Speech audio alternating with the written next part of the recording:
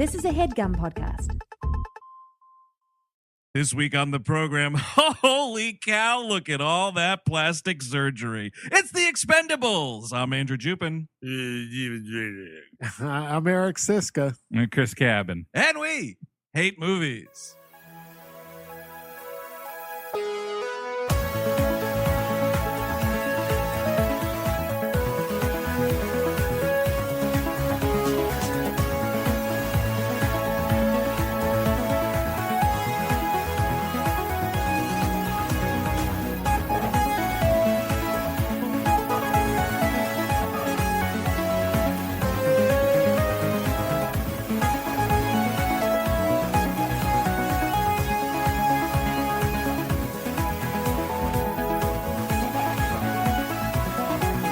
Hello, everyone. Welcome to the program. Thank you for tuning in. As always, our Summer Blockbuster Extravaganza 2020 gets to Team Up Town because here we are talking the Expendables from 2010, directed by Sylvester Stallone. By Sylvester Stallone. I think it's a film by Sylvester Stallone. Thank you very much. Yes, of course. Wait, whoa. What's this?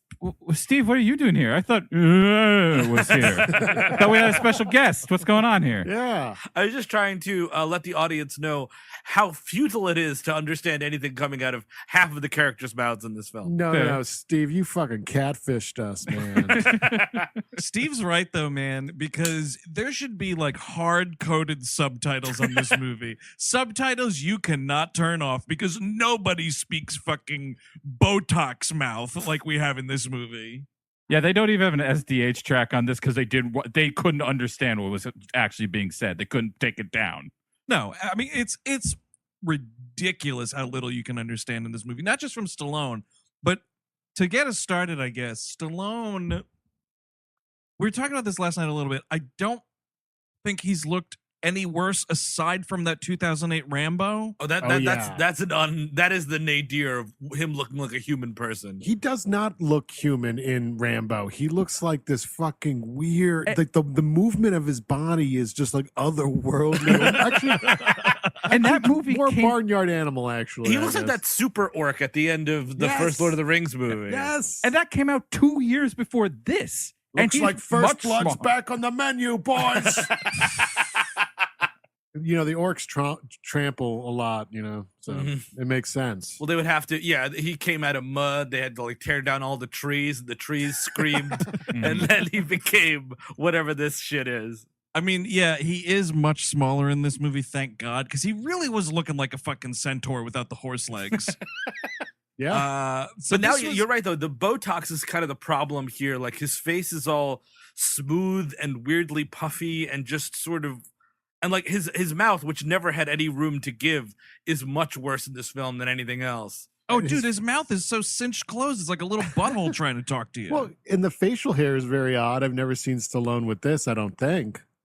He's got something going on Get Carter, I want to say, right? Yeah, a little bit. But the difference is, though, because Get Carter was like, what, 2000? Mm-hmm. They had like a whole 10 years. Like that, I think he's got a goatee in that movie, too, but it's not this like hairline fucking porn star goatee that he's got.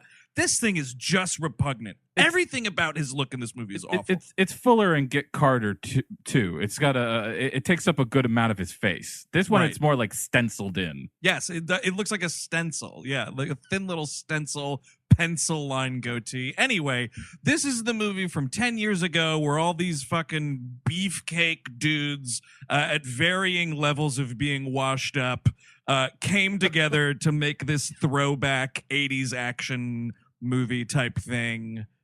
And it's the Expendables. There's 3 of them. Here's the first one. What are you guys? Because it's kind of fun to do these 2010 movies because the show is pretty much almost going on, or at least I was living in that apartment with Chris and Eric at this point. Mm-hmm. Yeah, you guys all saw this without me, I believe. It was very much like that part in Knocked Up when they're all going to see Spider-Man 3, and Seth Rogen's like, "Nah, I can't make it." I feel like there's something similar with the Expendables. I'm not positive. For me, I was in Texas, and it was the first time I went to an Alamo Draft House. I just happened to be down there when this movie came out, and I was like, well, I want to go see what all the fuss is about with the Alamo Draft House, not the Expendables. Right. And funny story about that screening. I got a milkshake. I don't know why, but I got one because I was like a kid in a candy store with this movie, maybe. Yeah. Well, milkshakes are delicious, by the way. Just put that out there. I actually felt really like sick to my stomach afterwards. Oh, well, you were eating at an Alamo Draft House. Right, but not once did I ever think my food was tampered with. Oh, that's of course. I see. You didn't accuse them of poisoning you on a massive public platform. You were also looking at Mickey Rourke's face, so I mean. That's true. Oh my God, speaking of plastic surgery nightmares, good Lord. The scene between Stallone and Rourke is just like, and he's like, manga, manga, manga, No, you don't understand. They sing to each other. It's a singing language. It's like throat singing. They do it to each other. It's like a mating call. Mickey Rourke comes into this movie on that motorcycle with a weird little hat on. He is like a human scarecrow of some kind. Dude, this asshole cowboy hat that he's got on somehow is not the worst hat in this movie. Just put that out there. Guys, we got away from something. Chris and Andrew, share your theater experiences if you saw this in the theater.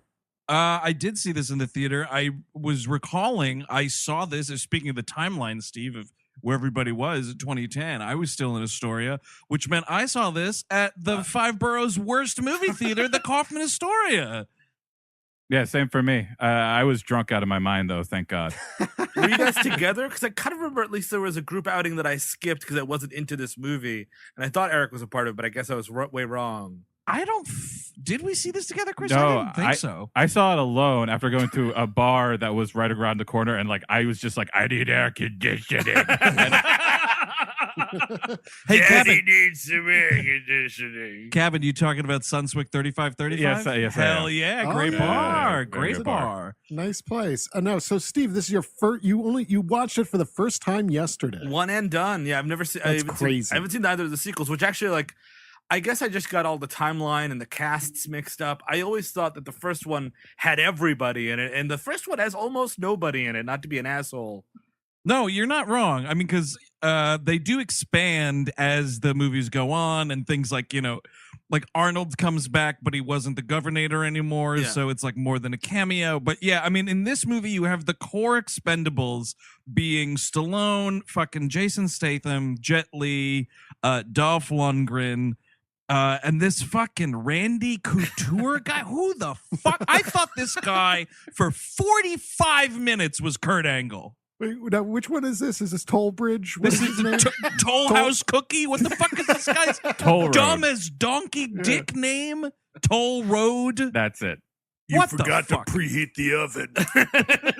Toll House Cookie coming at you. Your chips are getting melted. My therapist gave me the name.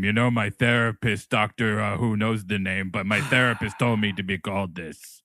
That's one of my 3 lines. I have a therapist. Goodbye, movie. Here's my dumb hat that I got from my therapist. He's the guy that's got the dumbest dick hat. He beats Mickey Rourke for worst hat in the movie. He was the guy who had the worst hat in the Expendables. In a film filled with bad hats. Now, but seriously though, who the fuck is Randy Couture? Was he a wrestler?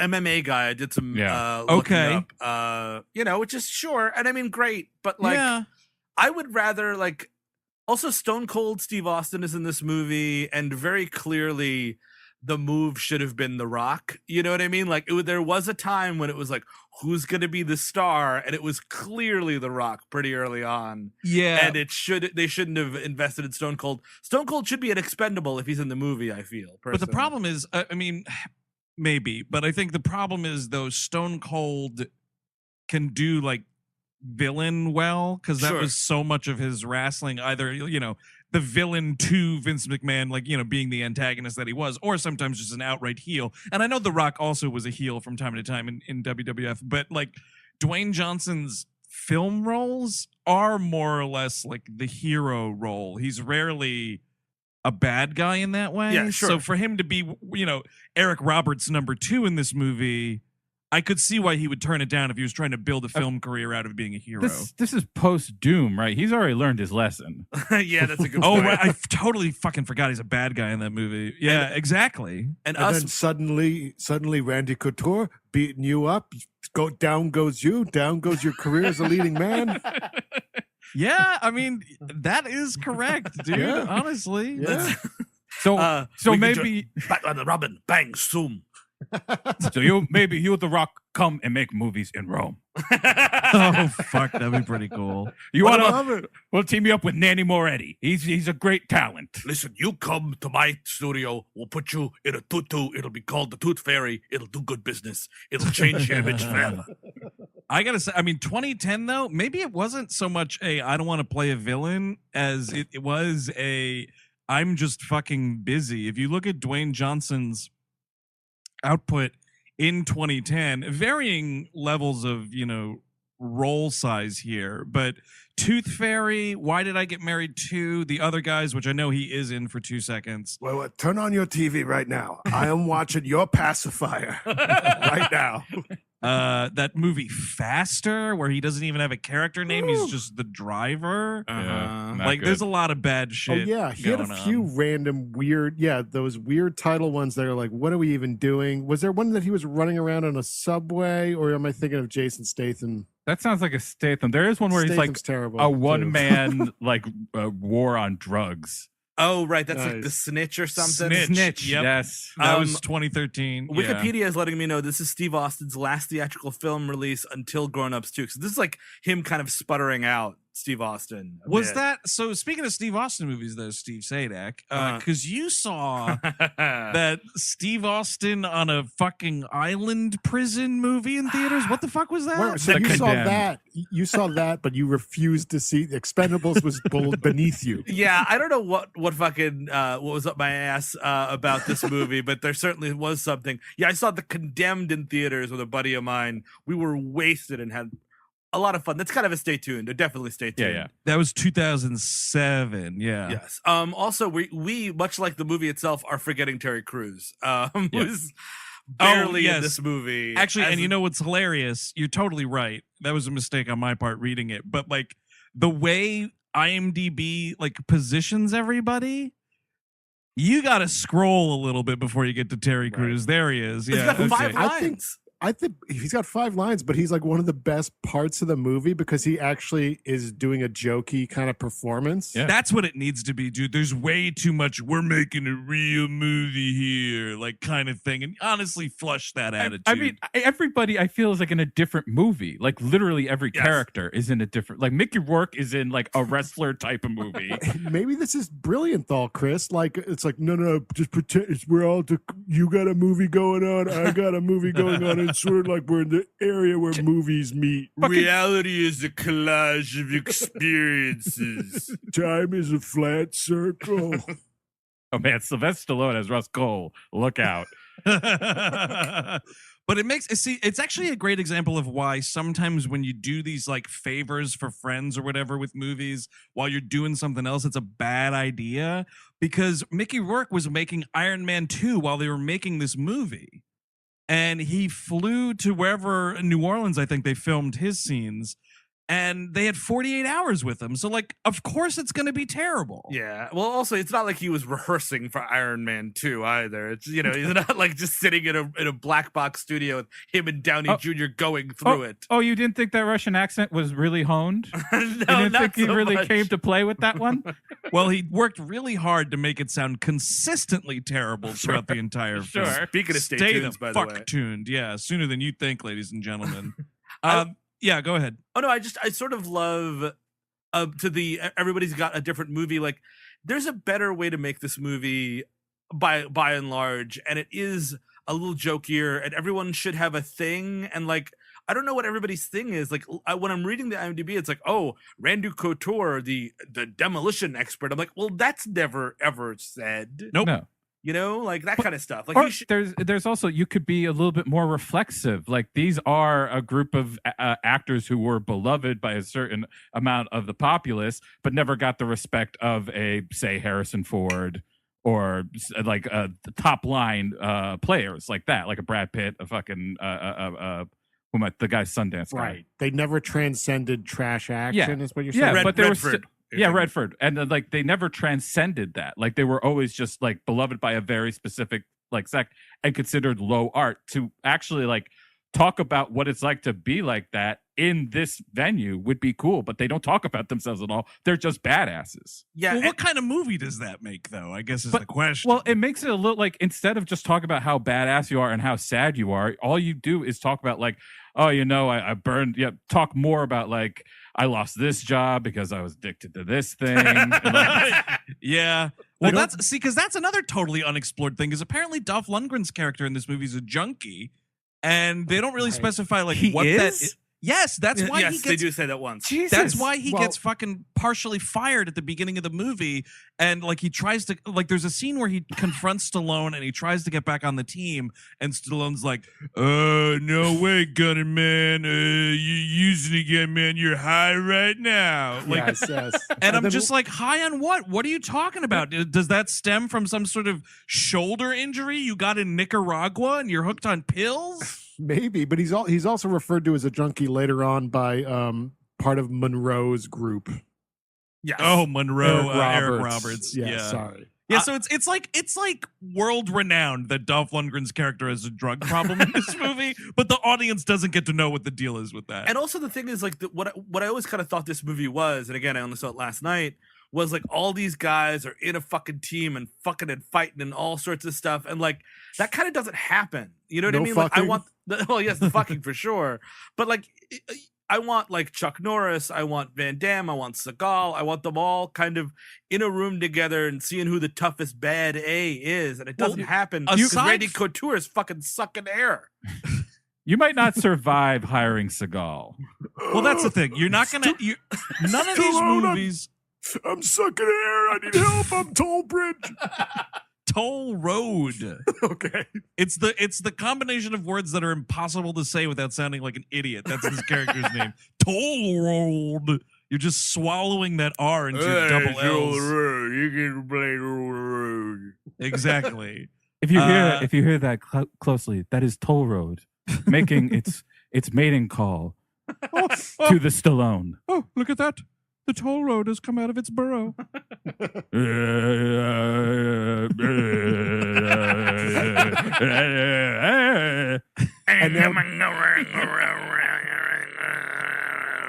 Oh, the Jonathan Davis has come.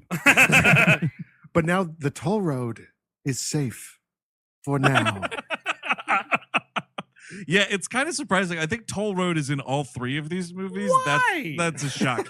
Steve, the point I lost track of my thoughts for a second, but what I was trying to say was it sounds like you were a guy who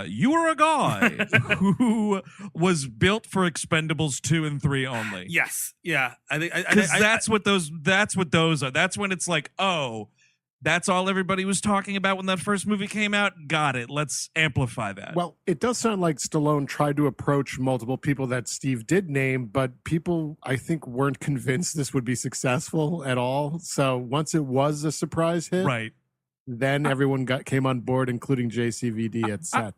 I'm a little surprised Norris and the other Cannon boys didn't hop on this thing. Yeah. I would even take a Brian Thompson, man. Yeah, what the fuck? Well, actually, see, Brian Thompson could have been. There's a guy here who it's like a secret one of these dudes. Like you thought Randy Couture was obscure. This fucking Gary Daniels as the Brit. Yeah. And then what happens though is you look at this dude's IMDb profile. There are so many secret garbage action movies that this guy's in. Just nothing. Title after title, year after year. Like a Scott Adkins type is what we're saying? Yes. I mean, we're looking at some of these things. Forced to Fight. Game of Death with fucking Wesley Snipes. The Lazarus Papers. Oh, Jesus. Across the Line. Hunt to Kill. Definitely starring Stone Cold Steve Austin. Like, nice. It just goes. And it goes all the way into the 80s. I mean, I have never heard of this person, but he's been in 1,000 movies. Why nobody could call Dudikoff? Yes. Did nobody make a call to Dudikoff and say, buddy, we got something for you? Well, that's the question, Cabin. You raise a really interesting point about the Expendables is what level grade are we willing to stoop to here? Because you got like your A guys, right? So you're like Stallone, Arnold is in this for 2 seconds, Bruce Willis is in this for 2 seconds. You know, I would toss Statham into that. I mean, I'll take a Jeff Speakman in this thing. Who's Jeff Speakman? Oh, he was a martial arts dude. He was in he was in a Van Damme movie or two, but he's also in this movie called Perfect Weapon, which is excellent. Insane. Check it out. Insane. Or you could do the John Wick 3 route and get Mark Dacascos back. Let's fucking do it. See, Yes. that's a The dude. chairman himself. I was actually thinking about Mark Dacascos while watching this movie because all the crazy knife shit in this movie made me think back to that John Wick movie. Eric Roberts shouldn't be here. I don't think. I think instead you should have a Thomas Ian Griffith. I like Eric Roberts in this. I think he fits. He's at the best of the best cred. I like Roberts fine, but like Thomas Ian Griffith has made his career off of being this guy. But that's what I'm trying to ask though, is what level are we going down to? Because Eric Roberts, that's a C-level star. I guess because Thomas Ian Griffith, that's a fucking D. the That's a thing is- hard D, dude. I should, like, an action film aficionado should be able to spot everyone and recognize Yes. people, not Randy blah blah there, you know?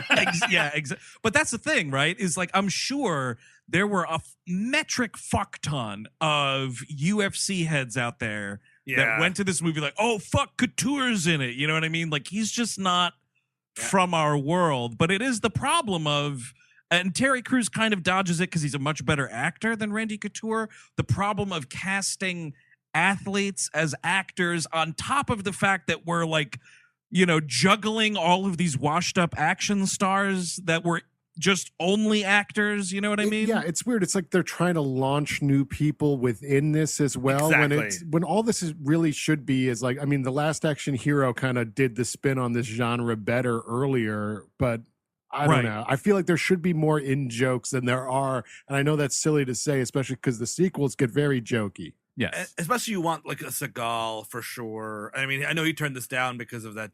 The producer, whatever, Avi Lerner. Is he the guy that sexually harassed Terry Crews, or was he involved? I have absolutely no idea. Okay, yeah. That might be the case, though. Yeah, there's some sexual harassment allegations on his Wikipedia. It's a little unclear, but anyways, it's one of those things where it's like you want it, the way this is. It's the canon comes alive. That's the movie that I want. Yep, you know what exactly. I mean? Like, revisit that shit, and get. And like, yeah, you'll probably it might have been less successful because I'm sure people are coming out for Stone Cold. And to your point, Andrew, maybe someone's coming out for Randy Couture. Maybe he's got a lot of cousins in Nebraska that came out. But I mean, like, I just know that me personally, I will never give two shits about Ultimate Fighting. I never have, I never will. But I acknowledge that it's massive. So like, just by sheer statistics, like there had to have been people in the theaters. The Venn diagram of people who watch Ultimate Fighting and the people who enjoy action movies is pretty overlapped. but you know what I mean? But all the Couture cousins must be fucking pissed off because he's in it for 3 scenes and he doesn't really do anything. Jeez, I don't want to say anything at Thanksgiving, but I saw that Expendables movie, and Randy's wearing a really dumb fucking hat. Also, what's his name? Toll House Cookies. This is going to be the worst Thanksgiving ever. Eli Couture thought it was an F. Eli Couture.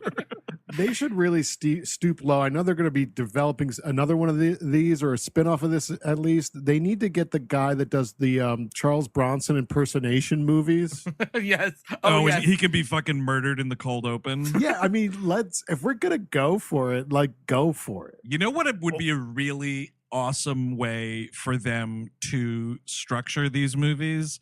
At least this first one, and then maybe it wouldn't take off and they drop it for the sequels. But it's a movie that is sort of structured like, maybe not revisiting throughout the film the way that The Princess Bride does, but it's a movie where there's a fucking bumbling dolt in his basement where he keeps his DVD collection. And like, he's getting ready for a great night of action movies. You know what I mean? So he's got like a DVD of The One, and maybe a couple of Rocky movies, Dude, couple of cast Nick Frost, and I'm there. I'm totally there, dude. Yeah, you get Nick Frost to do this, right? He's carrying all these DVDs, and then like he's like going up to his living room or something, and then like a fairy godmother comes into the room, and he's like, you know what would be cool, actually, is if all these guys were in the same movie, Fairy Godmother. And she's like, got it.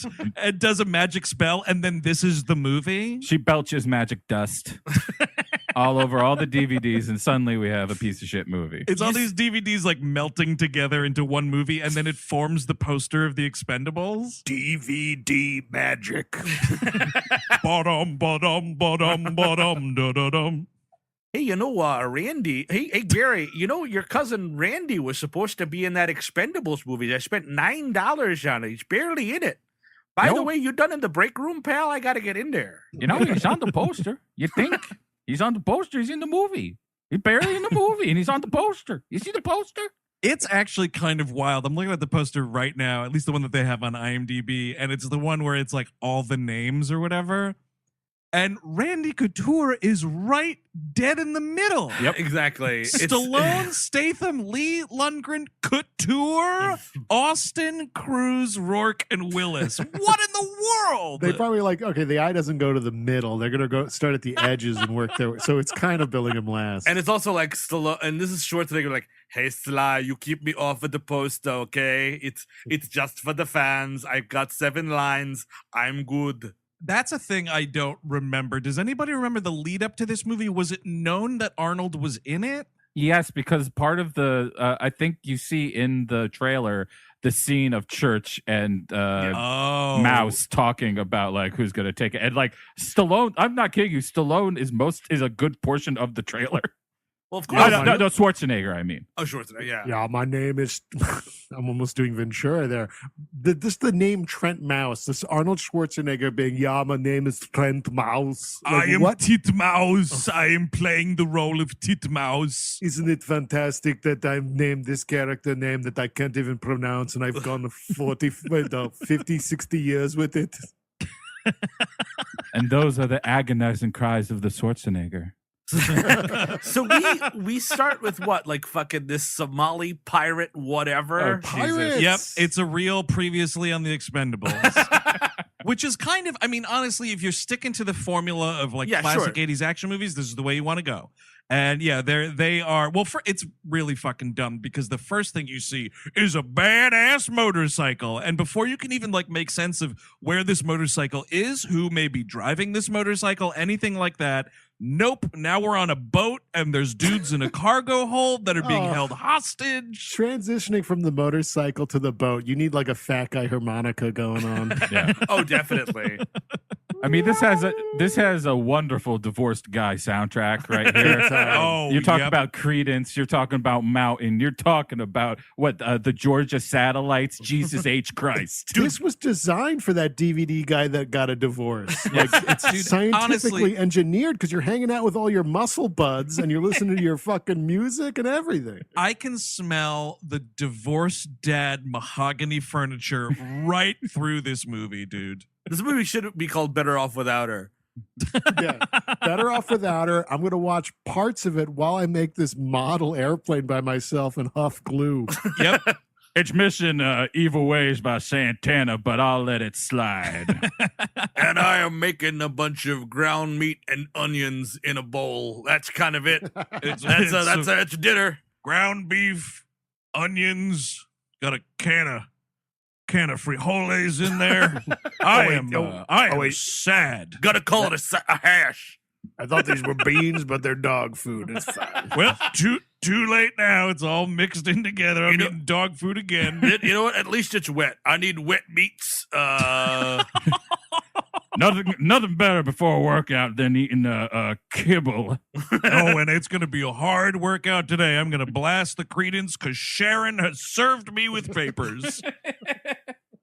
She got engaged on Facebook. Fired up the Expendables again. Finally got my alimony is tyranny bumper sticker. Well, look at that. My 15-year-old daughter called me a piece of shit in front of all of her friends and maybe a science teacher. That was embarrassing. Time to go fire up the Expendables DVD. There's only one safe space for me anymore, and that's the official Marshall Tucker Band Facebook page, where I lead the forum. Tough day.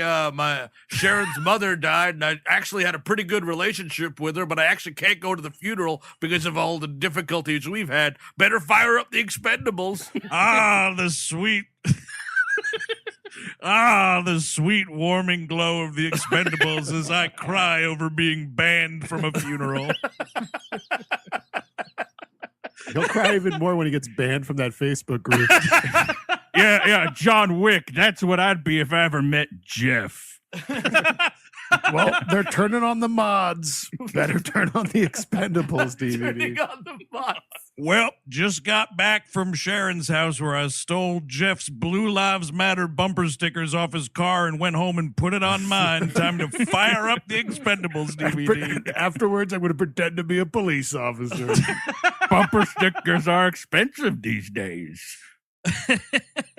Oh, all of this is a more interesting movie than The Expendables. You know, Jesse yeah. Ventura should have been in one of these movies. What are we doing? 1,000%. Of course. I cannot believe we've managed to get through 3 of these movies without him, and that just leads me to believe that Stallone must really hate that guy's guts. I bet they- can't believe we got 30 minutes of that talking about him. Yeah, I mean, Stallone probably cut him out of Demolition Man on purpose, right? Mm. Oh, we never we crossed swords after that, I'll tell you. That was a hell of a fight. Yeah, hashtag release the Ventura cut. All I'm saying, there's a copy of that movie out there, and I'm in it, rat tail and all. Dennis Leary tries to eat my rat tail. Turns out when you call Sly at 3 a.m. in the morning and scream at him in a coke rage, he doesn't return your calls after that. I bet it's something really petty too, like Jesse Ventura took the last eclair from the fucking craft service table. Hey, look, I'm the big cat. I eat first and last, Jesse. Hey, wait a minute, everybody. Hang on. We're shutting down production. We're shutting down production for the day. I specifically left an eclair right on this table, and it is gone. Production is shut down for the day. I don't know what to tell you. Hey, buddy, that was getting a little close to the garbage. I thought that was okay. Thought that was a kosher eclair, if you know what I mean. So it's like the Seinfeld episode where like Stallone sees Jesse Ventura eat like an eclair out of the garbage, and he's just like, "What? I don't know about this guy." Yep, just gonna go on record saying that was not the first time I lost work due to eating garbage. But yeah, so it's a Somali pirate thing. It's kind of stupid. There is, the Expendables show up. They're about to behead these guys on camera, so we're doing a lot of that. It's 2010, everybody. Absolutely, we are loving fake terrorist videos and movies. Yeah, but like the motivation for these terrorists is just, I mean, they're not right. There's pirates, and it's money and greed and whatever. There's hostages, I guess, but It's muddled.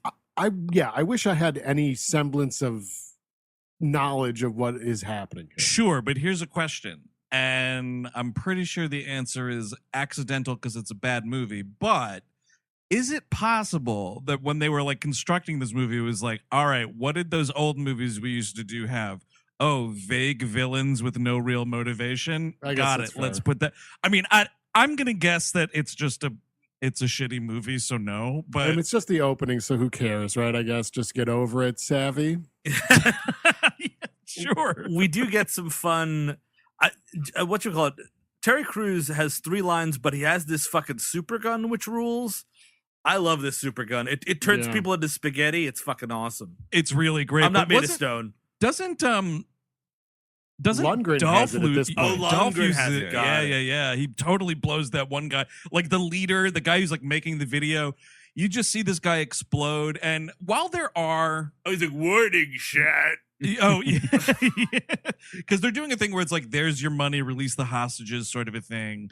And this guy's like not doing it. He blows him to pieces. I will say, while there is a lot of legit pyrotechnics in this movie, there are some decent action scenes going on. There's also a real hefty amount of people turning into computer cartoons and exploding. Yes. And that is straight from the 2008 Rambo, because Sylvester Stallone figured out whatever Adobe Premiere patch that was, or After Effects patch, to make people explode on that movie, and was like, well, I gotta get my money's worth out of this. Because people are popping like grapes in this movie, too. I guess squibs got too expensive. I think that's the general argument, right? It's guess. like I guess, yeah. computer I shit think- is cheaper, but it's 2010. It doesn't look horrendous in this movie, but it doesn't look great. I think it looks pretty terrible. It I looks can't bad. take it. But the squib thing, it's like it was too expensive because of all the clothes, and then you have to redress the set. Right. I guess, yeah. Yeah, and the last thing people working on the Expendables want to do is laundry. And it's just like the last thing they want to do is give a shit about their movie. No. There's what is with this like super night vision purple shit going on? Dude, It's only once in the movie and is never explained. The purple and orange like sunglasses that they're all wearing. Yeah. I don't know. Talk about straight out of Demolition Man. Also, they fucked this up. Like, I'm like, right out of the gate, they fuck it up because they all have these heat vision glasses, and that's how they kill most of the pirates. But then they cut to a shot where it's the heat vision of them propelling down to shoot the rest of the pirates. I'm like, who has these fucking glasses? The Predator was there off screen. Oh, of course. Oh, of course. that checks out. That totally checks out. No, I you knew know, that alien was around. I offered the Predator top billing. You was a little busy.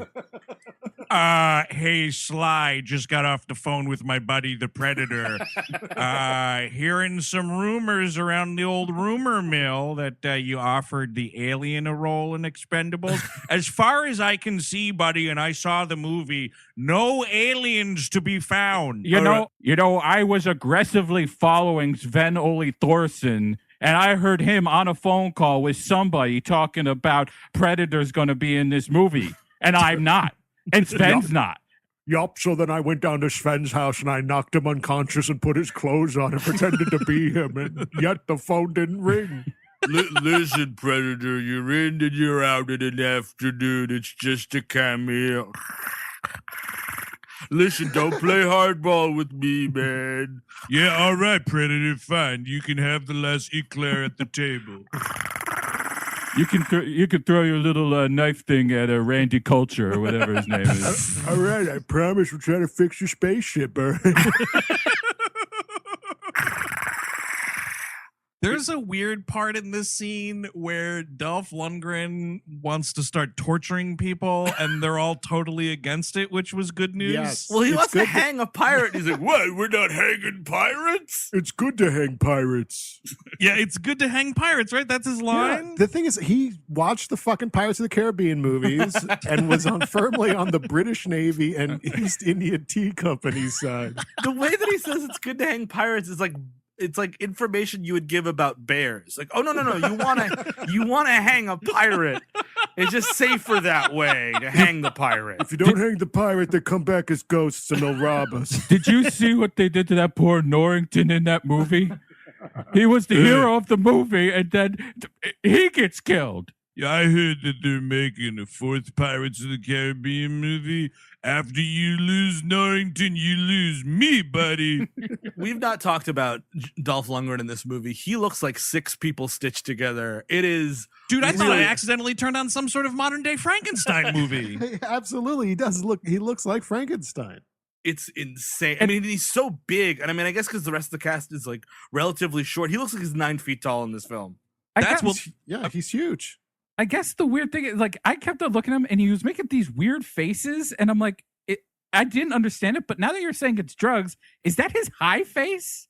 Like I these don't know. wincing smiles and like open like mouth, like ha ha ha. I mean, I think, yeah, part of it is like, again, the plastic surgery. Sure. So there's that going on. So your mobility in your face is fucked See, up. the thing is, he just needed time to like let that shit rest, because he didn't look terrible in like Aquaman. No. And Yeah. No, he I looks followed normal in Aquaman. I followed him on Instagram, which was great because recently he did a video like, "Hey, happy midsummer to my Swedes. Going back to LA. Bye." That's pretty cool. It was awesome. He looked great. I mean, I don't know what the contest was to like look who can look like the worst Halloween costume out of these guys. But Dolph is not looking good here. And I think it's a thing where like maybe Stallone was the culprit. He's like, hey guys, maybe put a little bit of this fucking horse semen in your body or whatever I got in trouble for that time. You know, Dudikoff's looking a little too good these days. I think he's got to get on a boat and get out of here. Listen, I wanted the Predator, I absolutely did, but he refused to do Botox, and then you can't be an expendable. Sorry, Predator. And everybody's asking, Sly, where's Steven Seagal? Sly, where's Steven Seagal? And let me tell you something. Botox can do nothing for that man. You ever stick Botox in a donut, my friend? Bad news. Yeah, one time. Of course, Mickey was an immediate yes. Of course, he is. Free Botox, sign me up. I do love the number 2 here is Statham, and he's a knife guy. But the thing is, like, if you've got a knife guy, no one else can be knife guy. Later, fucking Lundgren's got this big fucking knife. Mickey Does Rourke's got a Lundgren knife. does Lundgren have the fucking Aladdin sword? This huge thing? Yes. Yes. Yeah. He then he gives it to what was his Lee Christmas? Yes. Is that right? Yes. Yes. That's his name. Yeah. I'm sorry, man. You after Dumb and Dumber, you can't have anyone with the last name Christmas. Yeah, you're right. Come Well, on. apparently they're doing a spin-off because Jason Statham spin-offs are all the rage, Hobbs and Shaw and whatnot. So they're going to do one from this with him in the lead, supposedly. No, get out of town. Yeah. Are you kidding me? Where- Expendables, A Christmas Story. Where he's literally saving Santa Claus from terrorists. No. I thought you were both joking when you were talking about that on the text Okay, thread. I think Chris is joking. No, I think I'm go telling the to truth. Letterboxd right now and look at the plot synopsis. Right. It was Ernest P. Worrell in that one, too. Maybe they got him. And you know what? And Santa Claus played by the Predator. They finally Yeah, got perfect. him. They got They made a deal that he couldn't refuse. I wish Jim Varney could have been in the Expendables because then Vern could be like the government contact. Nice. Hey, Vern, I'm getting stabbed in the heart. Oh yeah, he screams the disguise guy. Oh, that's what Yes. this movie's missing, by the way, is a disguise expert. Well, that's the thing, is if you got knife guy and you supposedly have explosion guy, you're absolutely right. You absolutely need disguise guy, and that should be Ernest. Oh, not just Jim Varney, but just Ernest P. Worrell. Yeah. Oh no, Yes. they're trying to hang pirates. Ernest was the best at disguises. You ever see those movies? Because then suddenly he's dressed as a Roman centurion somehow. Absolutely. Or Oh. he often was disguised as his own mother. Oh, right, with like the neck brace. Yep. Listen, we Jim played hardball. We tried to get both Jim and the character of Ernest in the film, but he really is a real stickler for the creator rights. Is all I'm gonna say. We had Weird Al Yankovic was to play our surveillance guy Simp, and those were just on the cutting room floor, but it just wasn't good enough for the Expendables. I mean, not that I don't believe you guys, and not that it's a totally trustworthy source, but there's nothing on IMDb about this movie. It's Well, in Wikipedia for Yeah, sure. that's where I saw it. So you know what? It might be an elaborate prank. I choose to believe. I believe. Well, I mean, the people who like monitor his career are the ones who get his IMDb updated, which But, is like, why I'm going for that. Sure. I mean, but like maybe they're negotiations. But I just feel like True. Statham, like that dude can't walk down the staircase without appearing in another movie. So No, I you're believe it. absolutely right. Oh my God, he's in another fucking Guy Ritchie movie that's already in post production. Of course he is. Jesus Christ. With the great title Cash Truck, by the way. Ooh. Oh, you better look out for the cash truck. Beep beep, here comes the cash truck. Wow, look at this cast. was by the way. that his payment or was that the movie time? Statham, Josh Hartnett, fucking noted car actor Scott Eastwood, Burn Notice himself, Jeffrey Donovan, and Holt Michelini. Oh. What's his face from Mindhunter? The 50th film from Guy Ritchie, Money Pay. Dude, let me tell you something. We tried to watch his The Gentleman Ugh. because I was like, oh, let's see. I thought for the longest time that this was a spin-off movie of whatever those English action movies are there. We did one of them. What the fuck are they called? Oh, the Kingsman. Yeah, I thought it was that because the poster and the font are exactly the same. We turned that movie off after like an hour when we realized that even though we were both sitting there doing nothing but watching the movie, we had no idea what was going on. Not a fucking clue. Awful movie. You think you've seen some poorly structured movies? Try to make sense of how that movie is structured. So, Chris, you can back this up that the plot doesn't make sense of The Gentleman. Yes, it makes no sense. Also, it's just bad. It's all like bad Guy Ritchie jokes that weren't funny in '98 and still aren't. So whatever. This cold open finishes. We're all heroes of the day. Blah blah blah blah blah. Yeah, Dolph Lundgren is only taken into custody for a little while for trying to hang this pirate. He's flown back to the United States in chains, which is, I feel, what you have to do to a Frankenstein monster Yes, who's for addicted to sure. drugs. Yeah, and the way that they are justifying his freak out, and I think why he's not like turned into authorities or murdered or anything like that, is they keep saying the life just got to him. You know, like, you can only do this mercenary work for so long, the life just gets you. I think Stallone has some line about like the life's gonna get us all, and I'm like, so you're all planning on turning? Well, I think because they all you eventually go crazy. Like once you hit like 12,000 souls harvested for the Right. devil, like something snaps in your brain. Well, yeah, the joke is like, oh, Randy Couture is such a weirdo. He's going to therapy. It's like, you should all be in therapy. You kill people for a living. Like, There should be a guy on the team who's called Brains, and that guy's just a licensed psychotherapist. you know who it is? Stephen Tobolowsky. Exactly. Yes. Tobo plays Brains, the in-house counsel / a psychotherapist to the Expendables. He's got an office in the back of Mickey Rourke's tattoo parlor. This is all making so much sense. And he's got an office on the back of that plane they have. Oh, yin yang. That does sound dramatic. So You know what, yin yang? It's not your fault. It's not your fault, yin yang. That grenade was going to blow up either way, Yin Yang. I think it's a good thing that you're thinking about becoming a father. What is that horse shit in this movie? Oh yeah, but that's probably an unfortunate name they gave Jet Li. Yes, It sucks. A touch on the awful. racist side. Yep, it totally sucks.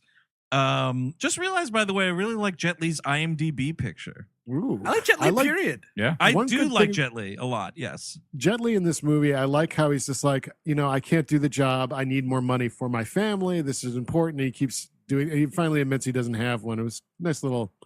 That's all he does in this movie, really, and it was a funny enough moment. If anything, I'd say that this character, who they have named Yin Yang, maybe isn't making as much money as some of the other Expendables. You know what I mean? Makes sense, right? You know, like, hey, Jet Li's like, hey, man, I'm fucking busting my ass, kicking the shit out of dudes. And meanwhile, Mr. Christmas didn't even come on this mission, and he's getting a huge cut of something. I just realized it's just Jet Li. It's not even part of the fucking role. He's just telling Stallone, I need more money to keep filming this scene. We had all these documentarians filming the production of the movie, and a couple of times me and Jet were driving down to Whataburger, and he'd start talking to me about the old money game again.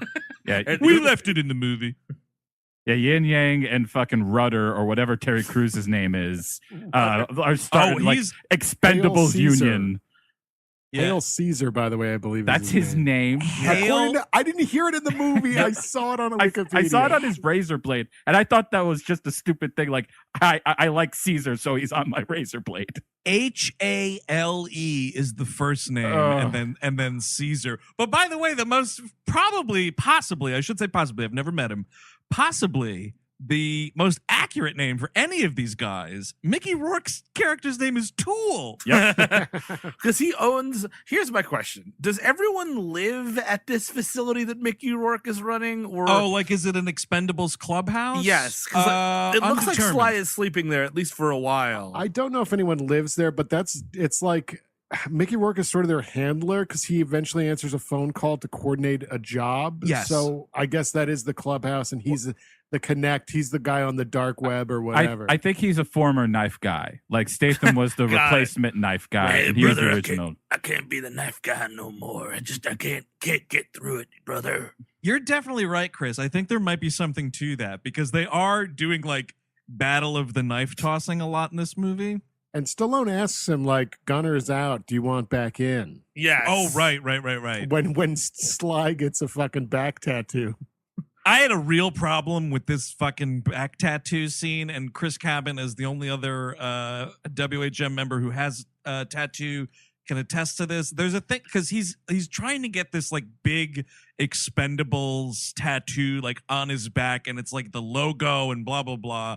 And Rourke is like, "Oh, you know, finally get the rest of these letters fixed up or whatever." And so like Stallone sits down in the chair and Rourke starts going at it and everything. And you see him like starting to work on like he has expend, I think, and then he just needs like a bulls to finish. Yeah. So he's working on the A, and then like Statham comes in. There's like 3 lines of dialogue, and then it's like Mickey Rourke being like, "Well, you're all set to go." And then like he stands up and the tattoo's finished, and I was like, it's been 3 minutes, And there's no way. no aloe applied to this thing at all, or anything. No, just like that? put your fucking t-shirt back on, dude, because that's how a man gets a tattoo. I thought it was like just a touch up, but like maybe he was paying in installments. He's like, I could only do the E and the X today there, Tool. he opens up his hand. He's got like 90 cents and 3 buttons. What'll this get me? Oh wait, damn it! He's like patting his fucking pockets. He's like, oh, I thought there was a coupon somewhere.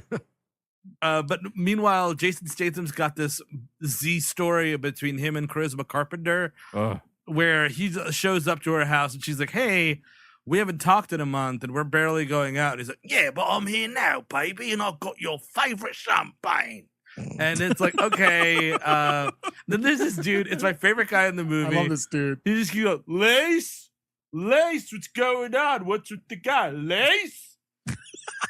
Is he calling her Lace? That's her name. Is Lace. Oh, just Lace? Not even Yes. Lace. Like she's like a Because- fucking American gladiator. Everyone has a dumb expendable name. Even people who don't even know about the Expendables. It's insane. Oh, But well, at least on IMDb, she is credited as Lacey. Oh, okay. So that he's makes sense, I well, guess. I've had intercourse with you 4 times. Yeah, you're Lace now. Yeah. You're honorary expendable, you are. We either need way more of this, like Trouble on the Home Front plot Yes. line, or way less of it. Absolutely. Because it's only 2 scenes. It's this scene, and she's like, listen, you know, you go away. I don't know who you are, blah, blah, blah. And I can't be bothering with you. And he's like, don't let me kill your boyfriend, baby. And he rides off on his motorcycle. Yeah, okay, yeah, I'm sure whatever he does is ethical. And the other scene is when because we can just talk about it now. It's one of my favorite scenes of the movie is when he comes back, because it has nothing to do with the plot at all. It's like, No. I think after the big first siege on the island, he comes back and it's this dude playing basketball with all these dudes. And she's got a bruise on her face because of course she does. Yep. And it's like, who did it? And he knows. He drives. The guy's like, what, you want some? And then he beats the fuck out of all these guys. Dude, it is quite possibly the best scene in the movie, honestly. Because one, again, it feels like a completely different movie. It is. Yep. It takes place just on a basketball court in the middle of the day so you can see everything. And Jason Statham lays waste to these weekend warrior basketball dudes, and it is hilarious. It is great. This fucking shit belongs in like the Wrestler-esque movie, but about like a retired Blackwater guy that's just getting into fights at the supermarket and shit. I don't know. It was weird when Charisma Carpenter had a voiceover where she goes, "It should, most girls wouldn't have enjoyed when she watched her boyfriend karate fight 12 fat guys on a basketball court. But I have to admit, it turned me on." Steve, that's actually in the sequel. Okay. Oi, hide this somewhere. They are stealing way more from Martin Scorsese in the second movie. And it sucks too, because like I'm a fan of Buffy, I'm a big fan of Angel. Especially with also the watching of Angel really had me come around to Cordelia, the character that she played on those shows. And I actually grew to like her quite a bit in that kind of a role, like doing a little bit of comedy here and there, like sort of playing the dits, but proving it's like she could be better than just playing the dits. And in this movie, like it's really just a thankless nothing role. Yeah, it's 2 scenes. It's I'm the girlfriend. Oops, I got hit. You know what I mean? Like, okay, cool. She's in the second one. I don't remember like to what extent though. She probably gets kidnapped. I'm I'm gonna put money on her getting kidnapped. But it's a big lesson, though, for any of you folks out there that are thinking about dating a mercenary, man. That's just not the life that you can also settle down with a partner. The funny thing about the names is that they all have stupid names, except for fucking Sylvester Stallone's name is Barney Ross. Which is That's like, pretty that's the guy stupid. who owns a delicatessen. Yes, that's an Ernest Borgnine character Come name. on, man. Yeah, I'm Barney Ross. The best gefilte fish is at Barney Ross's. Yeah, actually, you're totally right, Kevin. That does sound enough like Barney Greengrass. Yep. Yeah, I could see this happening. That's a better movie, too.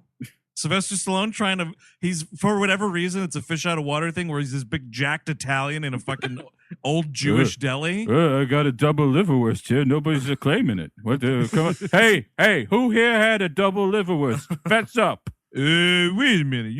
Wait a minute. Or Ernest Borgnine, you're trying to tell me that fish is supposed to smell like that? Whoa. But he cuts it in half with scissors. His car in this, by the way, looks very much like the Cobra car. It does. Oh, the little black truck that he drives? Yeah. Yeah. So, like, there's a lot of stuff that we're farting around the Expendables clubhouse, and then finally it's like, I got a job for you guys. You want to go get it? And he goes to this church, and it's Bruce Willis, and he's like, and he's like, yeah, you can call me Mr. Church because that's where we are.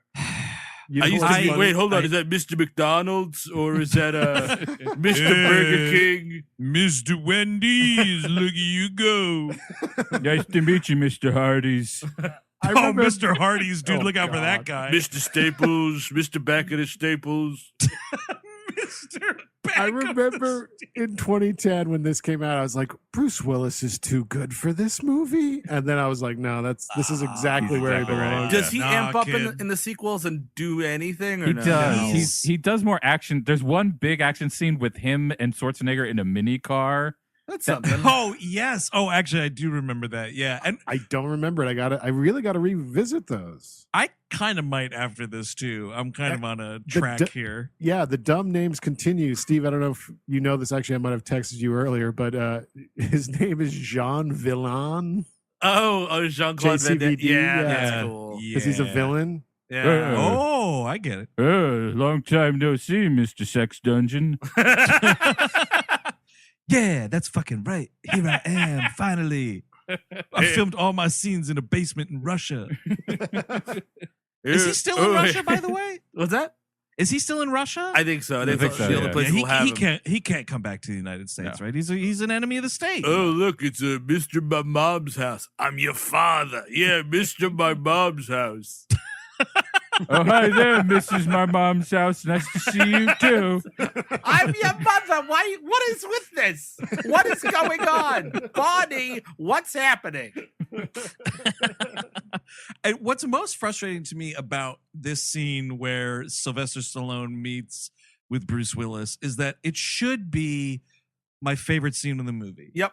Arnold to me is the guy. Yes. Yep. Yeah. Arnold's You know, always been the guy. I don't think that's up for debate anymore. Honestly, I think Sly's number 2, Arnold's number 1. Period. End of story. Yep. Yep. Sly has made more movies, but like Arnold is just the guy. Yeah. And like it fucking sucks when there's these dumb teases like this, and then it's like, well, I have to go back to being the governor. Here's all these other dudes in this movie you kind of didn't really want to watch anyway, Andrew, but here you are. Exactly. You know, it's like Mi- so frustrating. I mean, it's such a brief moment. I mean, Mr. Church is like, do either of you know this island? And Arnold goes, yeah. It's so good. It's like his only line. But I love hearing a fucking Arnold, yeah. And then he leaves and they do this line like, oh, what's his deal? And he's like, oh, yeah, he wants to be president. Oh yeah, hilarious Stallone. And he- Thanks for My that. favorite put down is before Schwarzenegger goes, it's like, all right, Bonnie, you can do the job. Hey, let's have dinner in about 1,000 years. Yeah, loser. Hey, high five. Too slow. I mean, Up high. Oh, Hey. no, just adjusting my hair. Hey, Barney, listen to this before I leave this church. I have one request from you. Pull my finger. Barney, you fucking idiot. Bye. I like the idea that when he says, you could give it to this guy. He likes playing in the jungle. That was a specific dig at the Rambo Yeah. movie. Yeah. Right? That guy over there. I'm too busy. Listen, everybody. We are working on California, bringing it back to its former glory. And by that, I mean running it into the ground. In about 15 years, I'll look like a reasonable Republican, though. Don't worry about it. Just Yeah, trust this guy- me. I'm this- going to come out the other side. I'm going to have a couple of friends who are actually small horses. They're going to live in my house.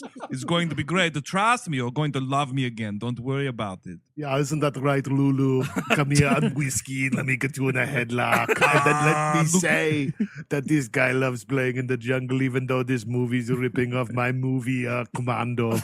Commando. Commando. Dude, fucking Commando Yes. has the exact same plot of a fucking tiny island dictatorship running drugs or whatever, and they go down there and chop up all their military men. Well, that's what's interesting, though, dude, and great point, because, what that movie was referencing, to a degree, I feel, was, what this movie is also trying to reference was just shit with, like, Noriega, right? Yes. And the United States was specifically the CIA's interest in, profiting off of drug and weapon running and all that good stuff. I Look, give this movie credit for weaving in the CIA as being villainous. Yes. I think it's great too, but you're referencing shit that happened 30 years ago. There's gotta be other fucking scandals you can work, and that's why you're saying like it's aping Commando, like, Mhm. and I think part of it is because so much of the political commentary that they're going for, not that we're done with South America and fucking ruining those people's lives, but like it's just an outdated story to be ripping from the headlines But in a we- way. I think they want to stay fictional because they're not going to throw in Maduro or Yeah. something like that. That's just not going to happen. And we're not going to do the Or Middle they're not East or gonna, like- anything like that. We're not touching that shit because No. it's still going Well, on. The Expendables aren't going to train, Osama bin Laden and all them because Rambo already did it in part 3. Well, there is that. Yeah. 9/11 definitely happened because of John Rambo. No, but it's just 100%. it's a weird, well, because like Commando is a fake country too. So I'm not saying that you have to address it directly. You can just use it as an analogy for a more current event, I guess It'd be is my cool, argument. like really, like do real country names, but like wildly fictionalize it. Like, yeah, we got to go up and kill a bunch of Canadians. Someone's taking over Canada and we got to take it back. Take it back. We have to defend Never Never Land. Oh, this Yes. is it. This is it. Santa Claus is taking over Canada because Oh, it's near the North Pole, Sure. and we have to fight back the elvish horde. I first met Captain Hook in Bosnia. He's slaughtered. You don't know what he did to the Serbs over there. Oh. Jim Hook hated Serbs. Man, speaking of that, those conflicts in the Balkans, Tool, Mickey Rourke has a big weepy story about it, and within it, he mentions that he drinks Schlivovitz there, which was a nice localism. Well, let's I just talk about that totally scene. missed that. Because Yeah. it's so crazy. It's just like it's in the middle of the movie. It kind of turns the thing. Like Stallone doesn't know if he wants to do the job, and he's just like, "Hey, Tool, how's it going?" He's like, "Yeah, just thinking about all the mistakes I made." And it's like he does this whole story about like he witnessed this woman committing suicide and didn't do anything about it, and he's like, Yes. he's like in tears. It's like this real Mickey Rourke performance, and Yeah. and Stallone just kind of backs out of the room and doesn't say anything. Oh, you're talented. Oh, shit. Okay, I'm going to get out of here. Oh, watching a woman kill herself. You got to pay extra for that? I got that the black Dracula soul, brother. Yes. That I is love like the that. silliest line, but I love it. Black heart, black Dracula heart. I mean, this thing, he is really going for it right here. He's like, and then I just kept walking over the bridge, and then I heard the water splash. She was dead. Yep. And That's my story. And right after that, Evan Rachel Wood wouldn't talk to me. And then Mickey, wrong movie, wrong movie, buddy. He Bad was- days, the gladiator days, y'all are nothing. No, Mickey, wrong movie. Wrong movie. He's almost sounding like Sling Blade in this. He's Like, got- I saw that woman kill herself. That's not right. Suicide's always preventable. Maybe he should be. Billy Bob Thornton as Sling Blade should be one of these guys. Yes. Yeah. Oh, fuck, dude. Yeah, the real life Expendables. Wasn't that based on a true story, that movie? I don't know. Probably Sling Blade? I mean, thought it was. I mean, no it idea. sounds. I bet you a sling blade happens in every state once a year. Yeah. No, I don't know. Here's the thing, by the way. Andrew Jupin, Cinematic Skeletons in the Closet. I've actually never seen that movie. It's Oh, okay. it's Good good. movie. I've just done, that's not right, he's just a boy for like 20 years, but I've never actually It's seen based it. on a short film by Billy Bob Thornton. That's maybe what you're thinking, because I don't think that's a true story. Oh, okay. I'll look it up. But you go. Okay. You know Yeah, what? no. I bet it's. Texas Chainsaw Massacre. That's a true story. That's true story. I feel like all this shit has happened before. I feel if Sling Blade was a true story, Werner Herzog would have already made a documentary about it. All right. Yeah. That would have been right and up his as alley. we all knew, it wasn't right because he was just a boy. It is called, yes, Little Sling Blade Needs to Slash.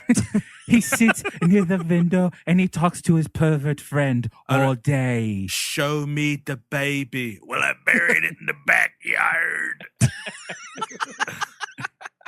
You shouldn't hear this. You shouldn't hear this. You never listened to this tape ever.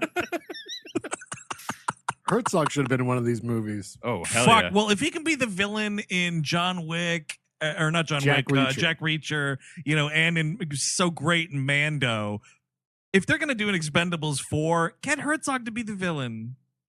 Yes, look at all this testosterone. It is quite offensive. So whatever. So Mickey Rourke's like, by the way, here's the fucking job. There's this fake country, this island named Valena, or this is what Bruce Willis explains. Yeah. There's a general there or something or other. He is partnered with the CIA, Eric Roberts, to get drugs out of his country. Everyone's making a bunch of money, but he's being terrible to the people of Valena.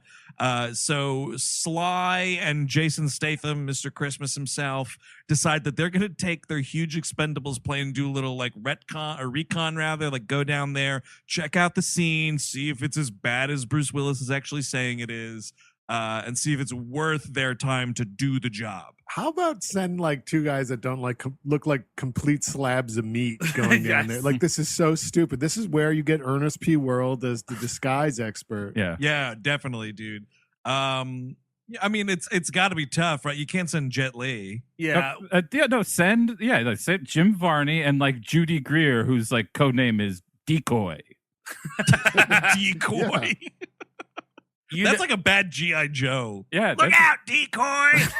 Well, a different character like that would add more of a comic relief that this movie is crying for. It needs really it. desperately needs comedy. And like it tries, but like you can't, like it's everyone's being witty, but it's that stupid macho witticism that's not funny because no one can commit to a joke because they're too fucking tough, like that shit. Yeah. I don't appreciate dudes telling jokes, but they're like too cool and macho to be funny. Yes. So it's like, this is a line that I'm acknowledging is funny, but I'm too macho and I think it's stupid, so I'm going to deliver it poorly. This sounds like one of our iTunes reviews. By the way, in one of these scenes, Terry Crews is wearing a shirt that says Penthouse. And like, I'm all for pornography, but let's not do PR for pornography. I think maybe not. So the shirt should just say like breasts, ass. It should be like, this is the publication that shows penetration. Female body inspector. That's what I want. Terry Oh, Crews there you in. go. Yeah, there we go. No, because that's something about Terry Crews' character works on a boardwalk if he's wearing that fucking shirt. Oh, geez, yeah. He's Oh, part you of should the have a Betty Boop shirt on. he's part of the Order of Boop. Oh, God, look out for that. They're coming for you. They go to this island nation. It's Stallone and Statham, who are the number one and the number two. And like, oh, we work for the World Wildlife Federation. We're here to take pictures. And like they let him into the country. It's this fucking poor what do you call it? The customs agent really gets it later in the movie, and I don't think it's warranted. I liked it. It's pretty great, I think. But to what you're saying, Steve, I was thinking about it last night. I think when Stallone shoots that dude, he very pointedly shoots him in both shoulders. Okay. Those aren't kill shots. He spares that guy. Got it. The rest of them are murdered instantly, but that guy that gave him a little guff at customs, he just gets two shoulder shots. Are you sure? I thought he was down for the count because he went for his gun too. Yes, he does. Because at this scene, like when he's going through, it's like, oh, what are you here for? They're like, oh, we're here to take photos live. It's like, what are you, nervous? And then later when he's about to murder him, he's like, what are you, nervous? And I do That's think right. he kills him. Yeah, I think he murders him too. Sadly. You think he does kill that guy? Yeah, I'm pretty sure. I think so. I mean, that dude dropped like a, like Well, a, you'd drop if you got 2 bullets in your fucking shoulders too. I don't- well, you don't know me well enough. I'm not going to remember it because I also have to listen to fucking Randy Couture talk about his avoidant personality disorder and his ear story. Yeah. Dude, I don't need to hear the science behind cauliflower ears and the Expendables. Thank you very much. But first of all, if back to the guy really quickly, he's like 68 years old. He's at high risk for getting shot in both shoulders. Okay, like it's not gonna. Maybe a younger man will walk out of that, but I don't know about our friend. I mean, also, this is such a small island republic. I think Vatican City is bigger than this place. So those hospitals are overwhelmed from the carnage of this rampage. Yeah. Well, it's so because they go around and they're looking at things and they see Eric Roberts and Stone Cold. Like they fuck up a fruit stand for some reason. I don't know what the fuck's going on here, but it is hilarious watching Stone Cold Steve Austin yell, "Vamonos!" Well, that's Hey, vamonos! God darn it! that's a callback to when you see General Garza shoot those 3 guys with Eric Roberts because they were all farmers. And like their whole thing is like, all your goods go to us. So they're literally like taking all the fruits and vegetables for themselves to sell. But it's so stupid. Why are you killing fucking farmers, man? The whole beef that Eric Roberts has right here, he's talking shit to the general. He's like, hey, man, where's all the fucking cocaine? Like, all the plants aren't ready for harvest. And he's like, you got to talk to these fucking farmers. And instead of just straightening them out, they murder all the farmers. Well, Now they're who's gonna- growing the coke? Yeah, they have to like bring people in from out of country to farm. Seriously, it's so dumb. His whole plan is there will be a lot of cocaine here eventually, and Yes. eventually we'll make a lot of money. I think. I mean, Eric Roberts is just like a really stupid villain, and he's trying to will things into existence. It's 2010. He probably read The Secret. and he's not a fighter anymore. That's why I'm into Griffith, is because Griffith would be able to fight still, I think. I don't know. This version of Roberts could kick some ass. He doesn't do it though. However, Yeah, it doesn't do it. So I feel like that was a choice. I just like Roberts. I like seeing Roberts pop up in places. I do think Thomas Ian Griffith would be great. Maybe as a number 2. I mean, I think Stone Cold is really wasted. In the this. weird part about He's definitely wasted in this movie. the weird part about He wasted role wise. I don't think he's intoxicated. Eric Roberts. I just want to get that out there. Eric Roberts Drink it only too. says one thing, to each character, but he can't say it again. And when they ask, like, I don't know, that's just the rules. Talking cat reference, anybody? Nope. A what reference? Sorry. A talking cat. Oh yes. I saw that once. I was really wasted and not the You in know. the actual getting wasted sense. I was trying to figure out if that was an Inherent Vice line for some reason. No. Well, what are you talking about here, dude? You're on fucking Sweet Mexican Brown? Why you not, Yeah, I am. Oh, that's what you were on when you were watching that? That's right. So you got high on heroin and watched a talking cat starring Eric Roberts. Yeah, that's That's right. that's the only way you're legally allowed to watch that picture. Oh, I see. Fair enough. I'm kidding. Obviously, I drank 2 beers and fell down on the mat. Yes, That's what Stone Cold does, right? Yeah, Mexican brown beer. That's right. Yeah, so he Roberts has this whole thing where he's trying to bribe Garza, and Garza's like, sometimes things just aren't worth the money. And good delivery from Eric Roberts in the scene. He's like, sure they are. Like, Yes. totally brushes this guy off. Like, I am in camp Eric Roberts in this movie. I think he's a decent villain. He's just not like fleshed out enough. Like everything else. Yeah, I like watching Eric Roberts do anything. He does all those bad Lifetime movies. I'm an Eric Roberts stan. Ooh, look at you. Yeah, he does the Stalked by My Doctor series, which is really good. How many of Sorry, those are there's there? a series of what It's the hell? It's What? at least 3. There's like the first. It's like him. He's He's in every one. Yes, he's the doctor that stalks. Wait, he goes from. Wait, how do these movies end then? How does he keep getting more stalking? He's like the stepfather. Kind of, yeah, sort of. He like goes. Jesus. He goes from town to town as different doctors. I think the first one, it's him like attracted to a young girl, and he thinks he's in love with her, and then like he plays like his multiple personality a lot. Like it's like, you got to kill that girl, brother, and he's like, I can't. I'm in love with her. It's fantastic. No way. And I believe the second one or third one is called Sleep Study or something like that, and it's about insomnia. It's fantastic. Well, wait a second. These are like Lifetime, so they're not like real movies. No, they're Lifetime movies. All right.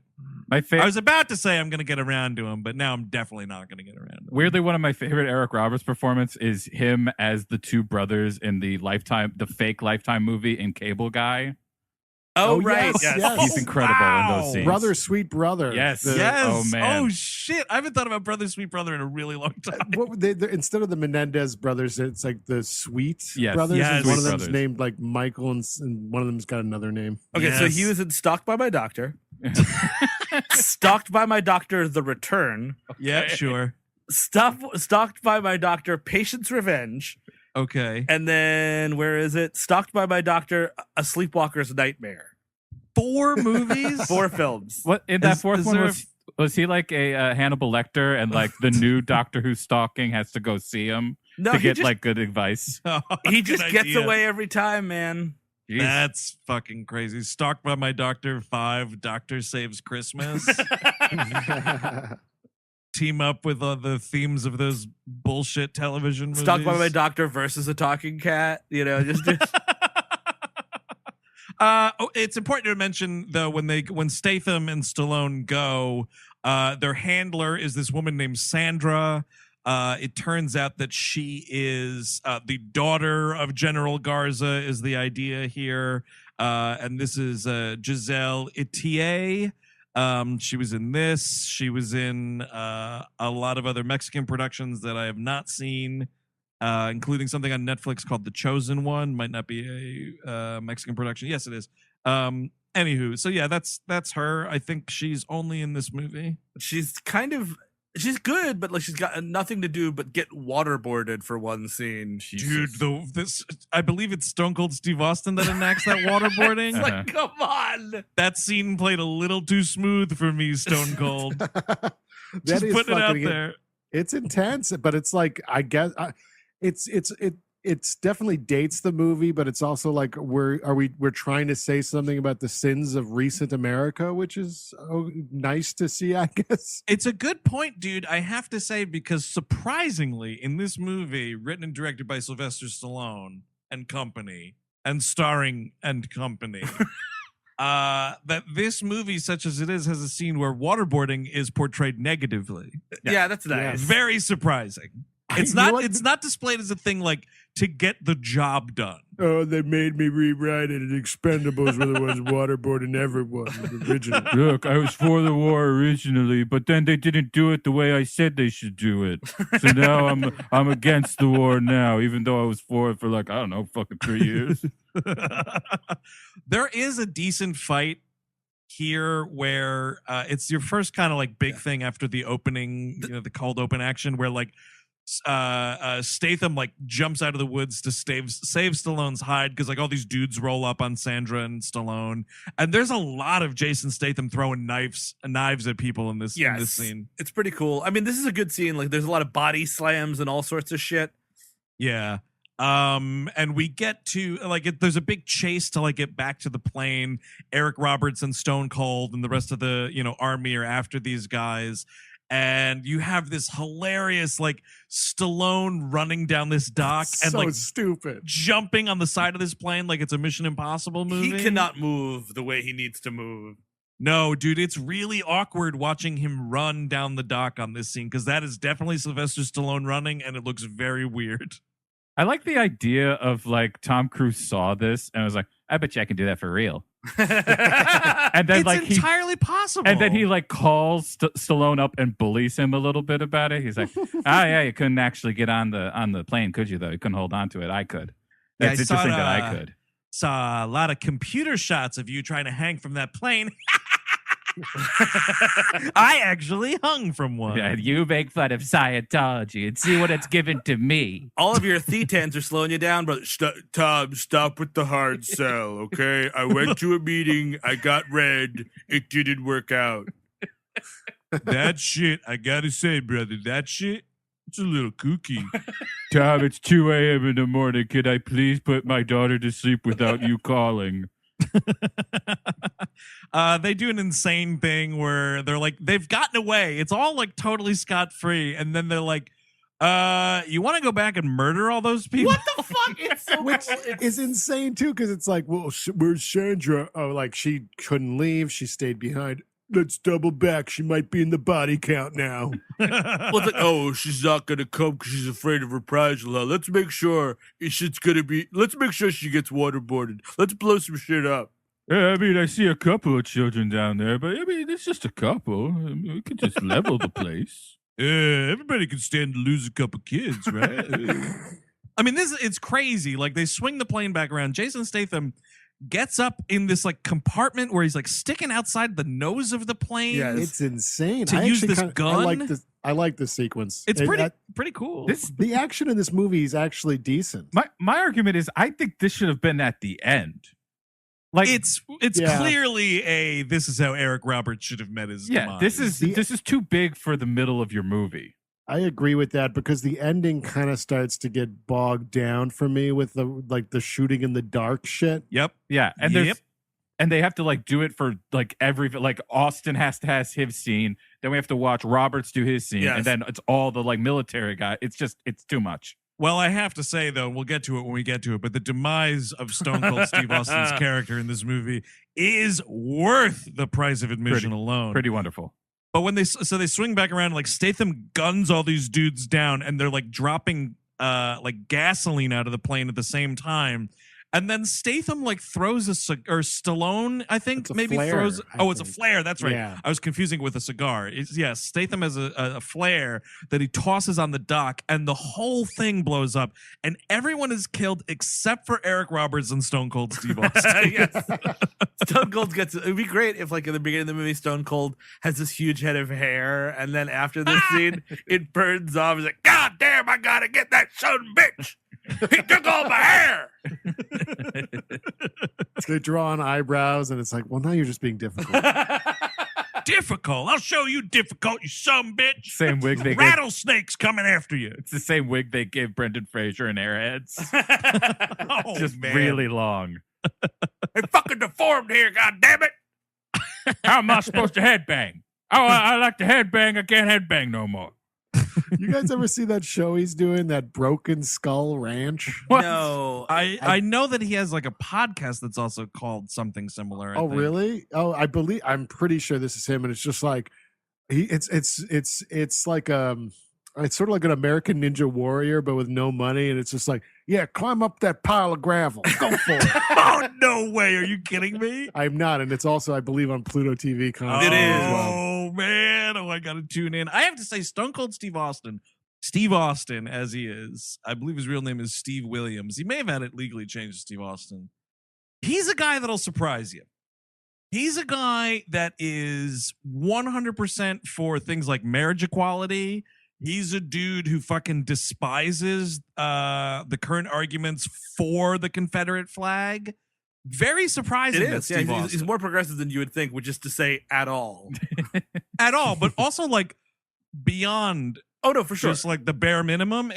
He's kind of a fascinating guy, I have to say. Well, I mean, he's definitely one of the best politically of this cast, then, because I know Stallone is probably pretty right wing, just judging from his brother's comments. Well, he said no to Trump. Wanted him to be like the head of the end, like of the arts, like part of. Yeah. Oh, I remember that. He did turn Stallone- it down. Yeah, he The turned it thing down. is, he's not an idiot. No. Frank Stallone's the idiot. Yeah. They wind up going back to Avengers Tower. I mean, whatever the fuck this thing is, Expendables Mansion, which is a fucking pile of dirt.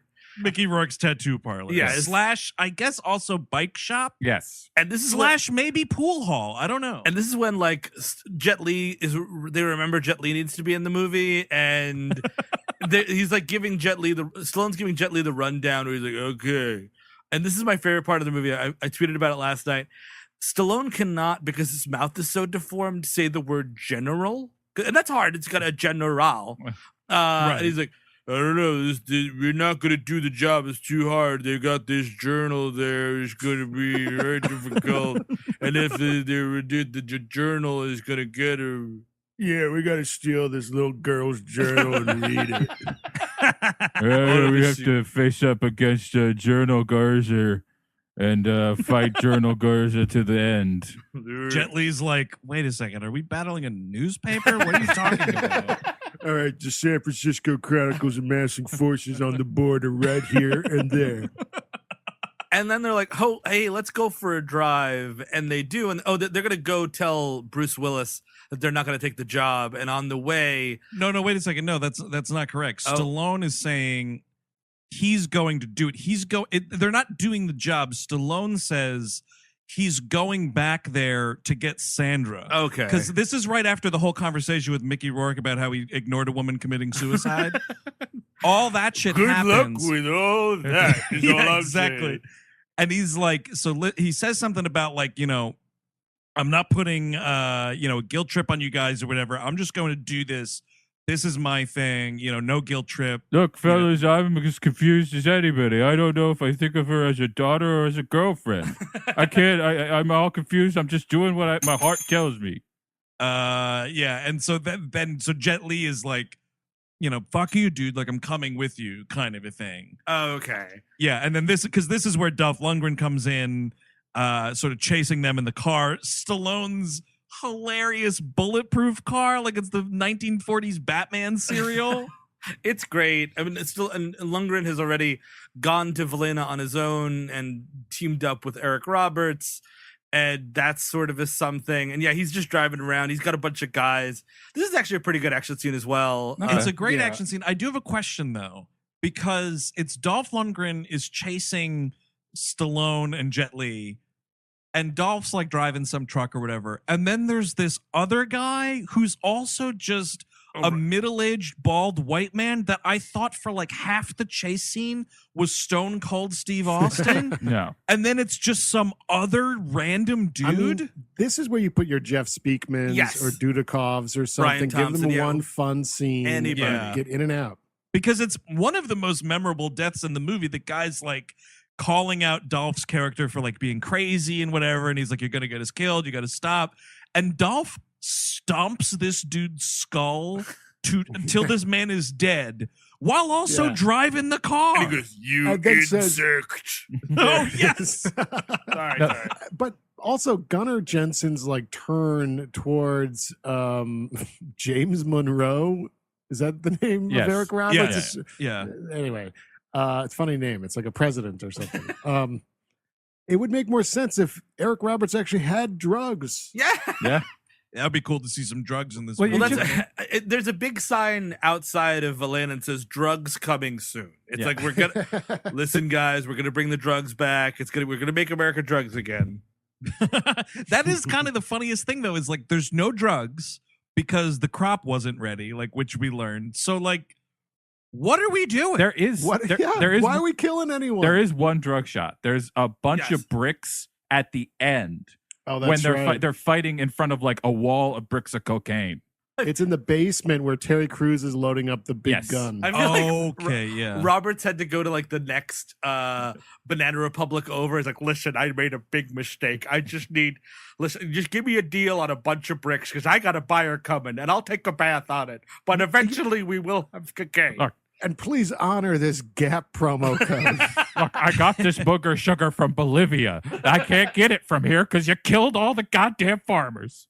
Look, I'm getting caught with my pants down here, and I just need somebody to make a move on something. Please take my shitty cocaine. My favorite, and he does it sometimes, Eric Roberts. He has that like squeaky voice occasionally. And my favorite part is here when he's like, you got your daughter and she wants to kill you, and it's just bad Shakespeare. And it's like, Oh, yes. That's the they're gonna take my thumbs energy coming back at him. exactly. I've never actually seen the Pope of Greenwich Village. Good movie. Good movie, yeah. Also with Mickey Rourke. Mhm. So yeah, this actually leads to there's a big chase and everything. A lot of cars get tossed here and there. They wind up in some foundry or warehouse Obviously. or something. And I gotta say, pretty rad fight scene here between Dolph Lundgren and Jet Li. And for the most part, Jet Li is beating the shit out of Dolph Lundgren. and it's Ever great. loving shit out of this guy. It's awesome. It's funny that he keeps on saying friend, friend. He's trying to light a cigar. He's trying to hand people flowers.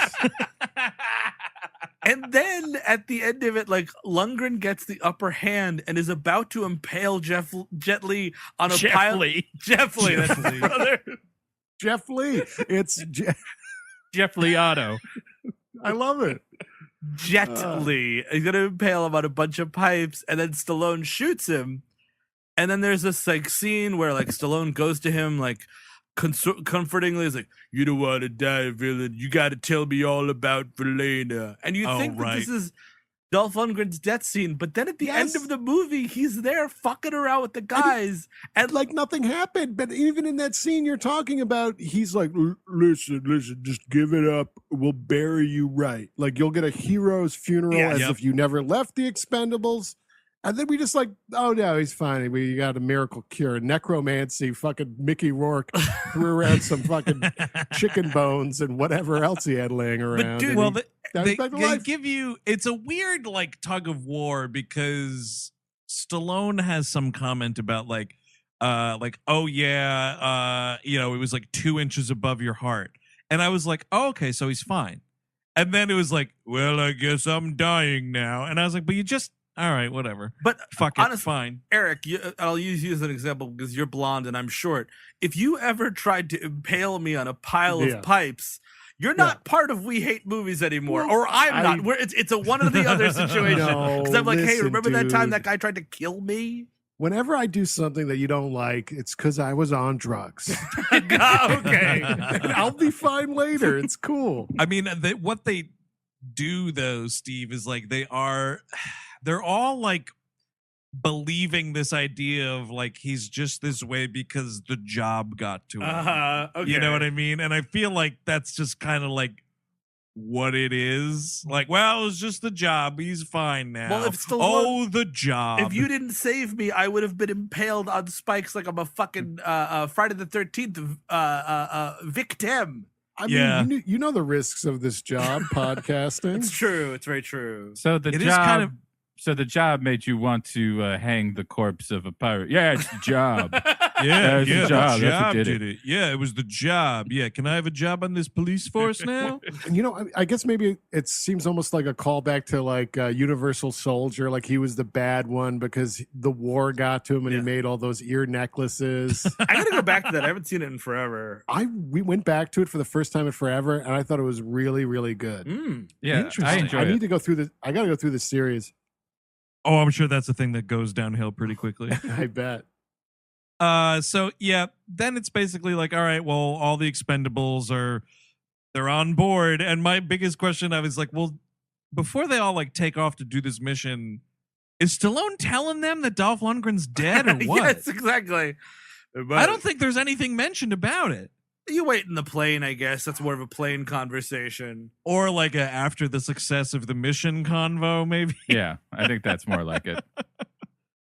Terry Crews talks about this cool bullet that he has that I wasn't quite sure whether or not is actually used in the movie. It is, I believe. I believe that's what he starts blowing up guard towers with and some people's bodies. The gasoline trenches at the end of this movie. I thought it was a thing where like this was like one, like the cricket in Men in Black or something like that. It was like you got to use the thing one time. I didn't know he was talking about like multiple rounds of ammunition. Well, the thing is, Men in Black's a well-written movie. Yes. Ah, that's true. Ed Solomon is a great screenwriter. And the thing is that like that bullet thing, it's an explosive device. It's not just a one shot at somebody. I see. I mean, the description is so stupid. It's like this little bullet here has a fucking warhead that a microchip arms the second it leaves the chamber or whatever. And it's like, why would you have a $50,000 bullet? Yeah, I don't speak Soldier of Fortuneese. I'm sorry. Yeah, dude, the fucking police department in nothing, Wisconsin has fucking missile bullets, probably. Sure. right? Yeah, that's an idea, an Expendables type movie where a mercenary group robs a police station so that they could get the weapons of war that they need to go fight on their mission with. It's fucking Stallone driving a huge tank and it says Palookaville Police Department on it. Yes. Dude, What I a saw- stupid fucking country we live in. What a dumbass, stupid country. the small county I grew up in, I saw has their like sheriff's department has a tank, and it's like, for what? What deer? What if the King of England starts coming around and poking everybody, huh? Oh, yep, that's true. You don't want to get poked by that guy. You just got to make sure. Or maybe a black person might drink a soda. That might be trouble. Oh, yeah, can't be not having a tank for that. Oh, can't have a squirt gun either. Can't be Mm. doing that shit.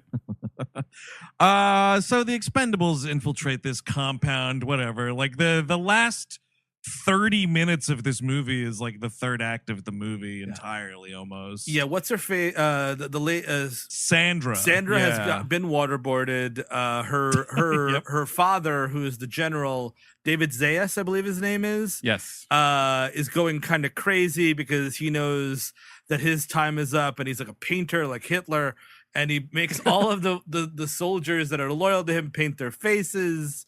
It's a lot really soon, and it doesn't really amount to much. They get a lot of fun costumes.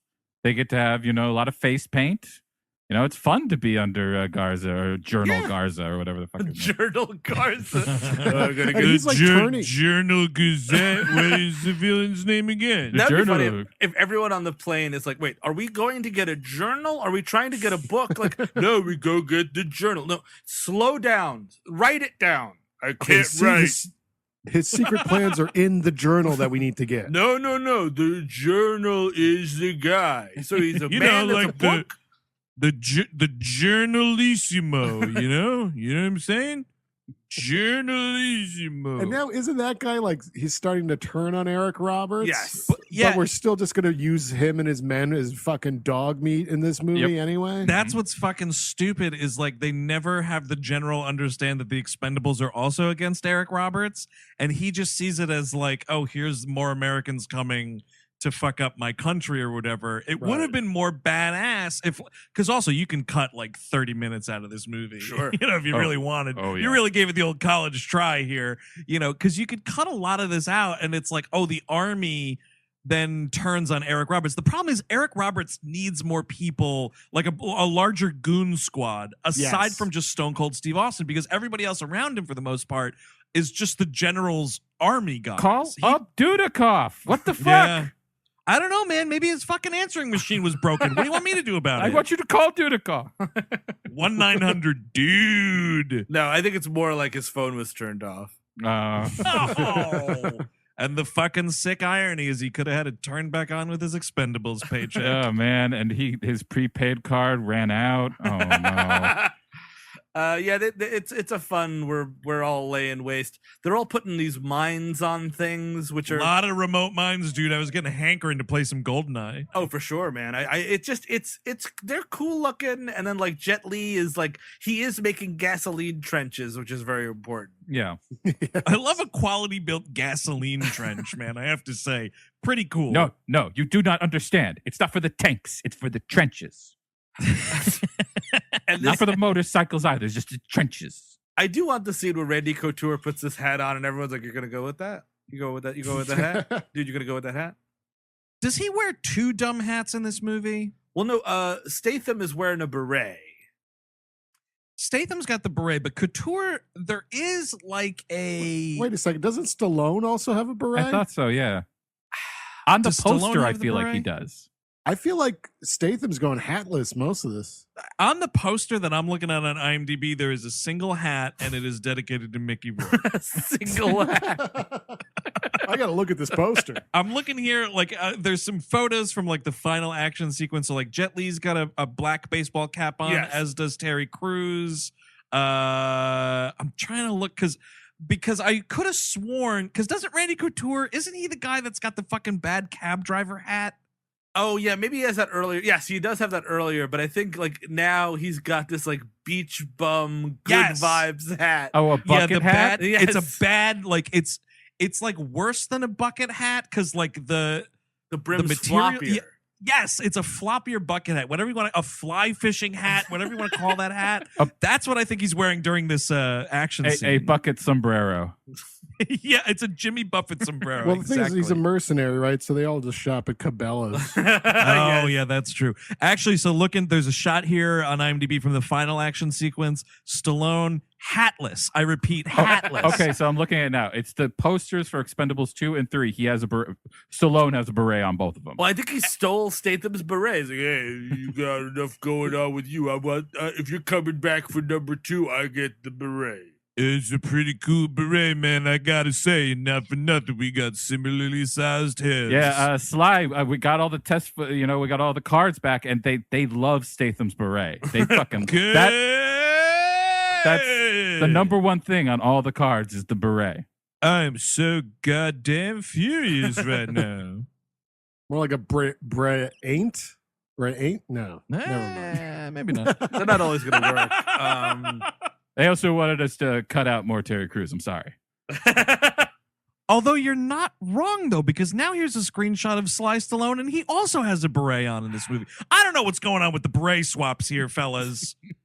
It's just going to be a mystery, I guess, forever. But yeah, I mean, we're just like blowing shit up, killing people secretly, planting these mines. Well, there is the whatnot. first scene where Stallone gets captured by Stone Cold, and he's like, where are your guys? Where are your goddamn guys? And this is like, oh, I'll tell you. They're at your hairdressers because you're bald.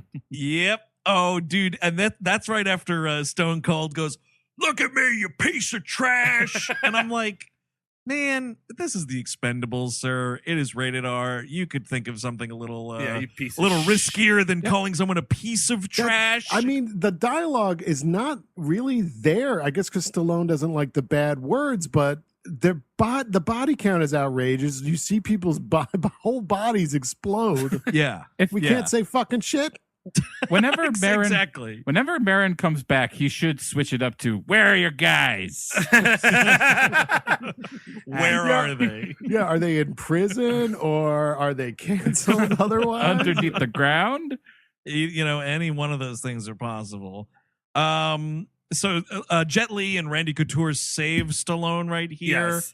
This is my favorite death in the movie. It's like, is it? Yes, it is the Brit. It's Randy Couture and Jet Li are fighting the Brit at the same time, probably. Yep. Although a lot of these guys merge together. And Jet Li kills him by breaking his neck by kicking him. It's fucking cool as hell.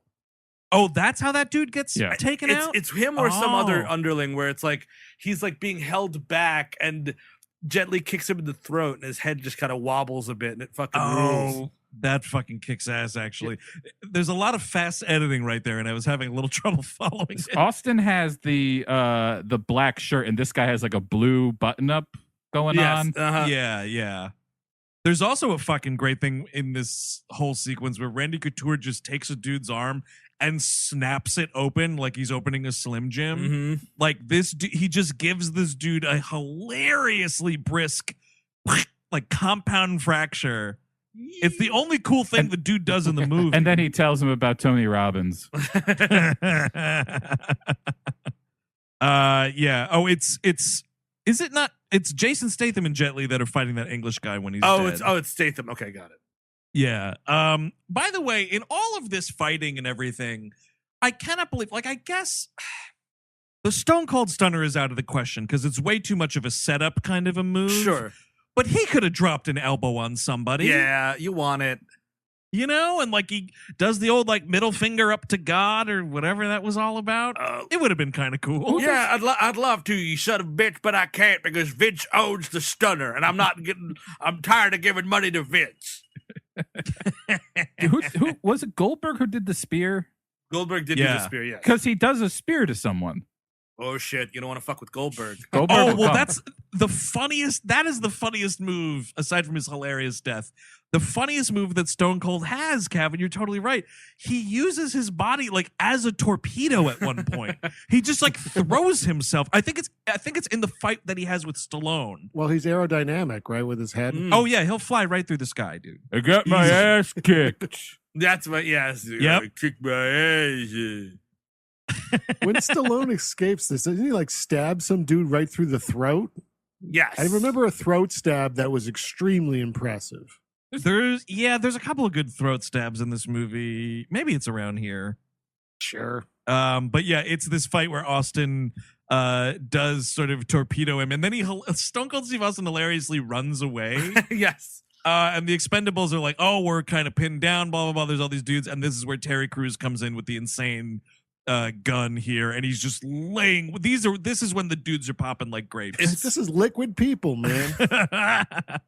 It's pretty fantastic. I do love it.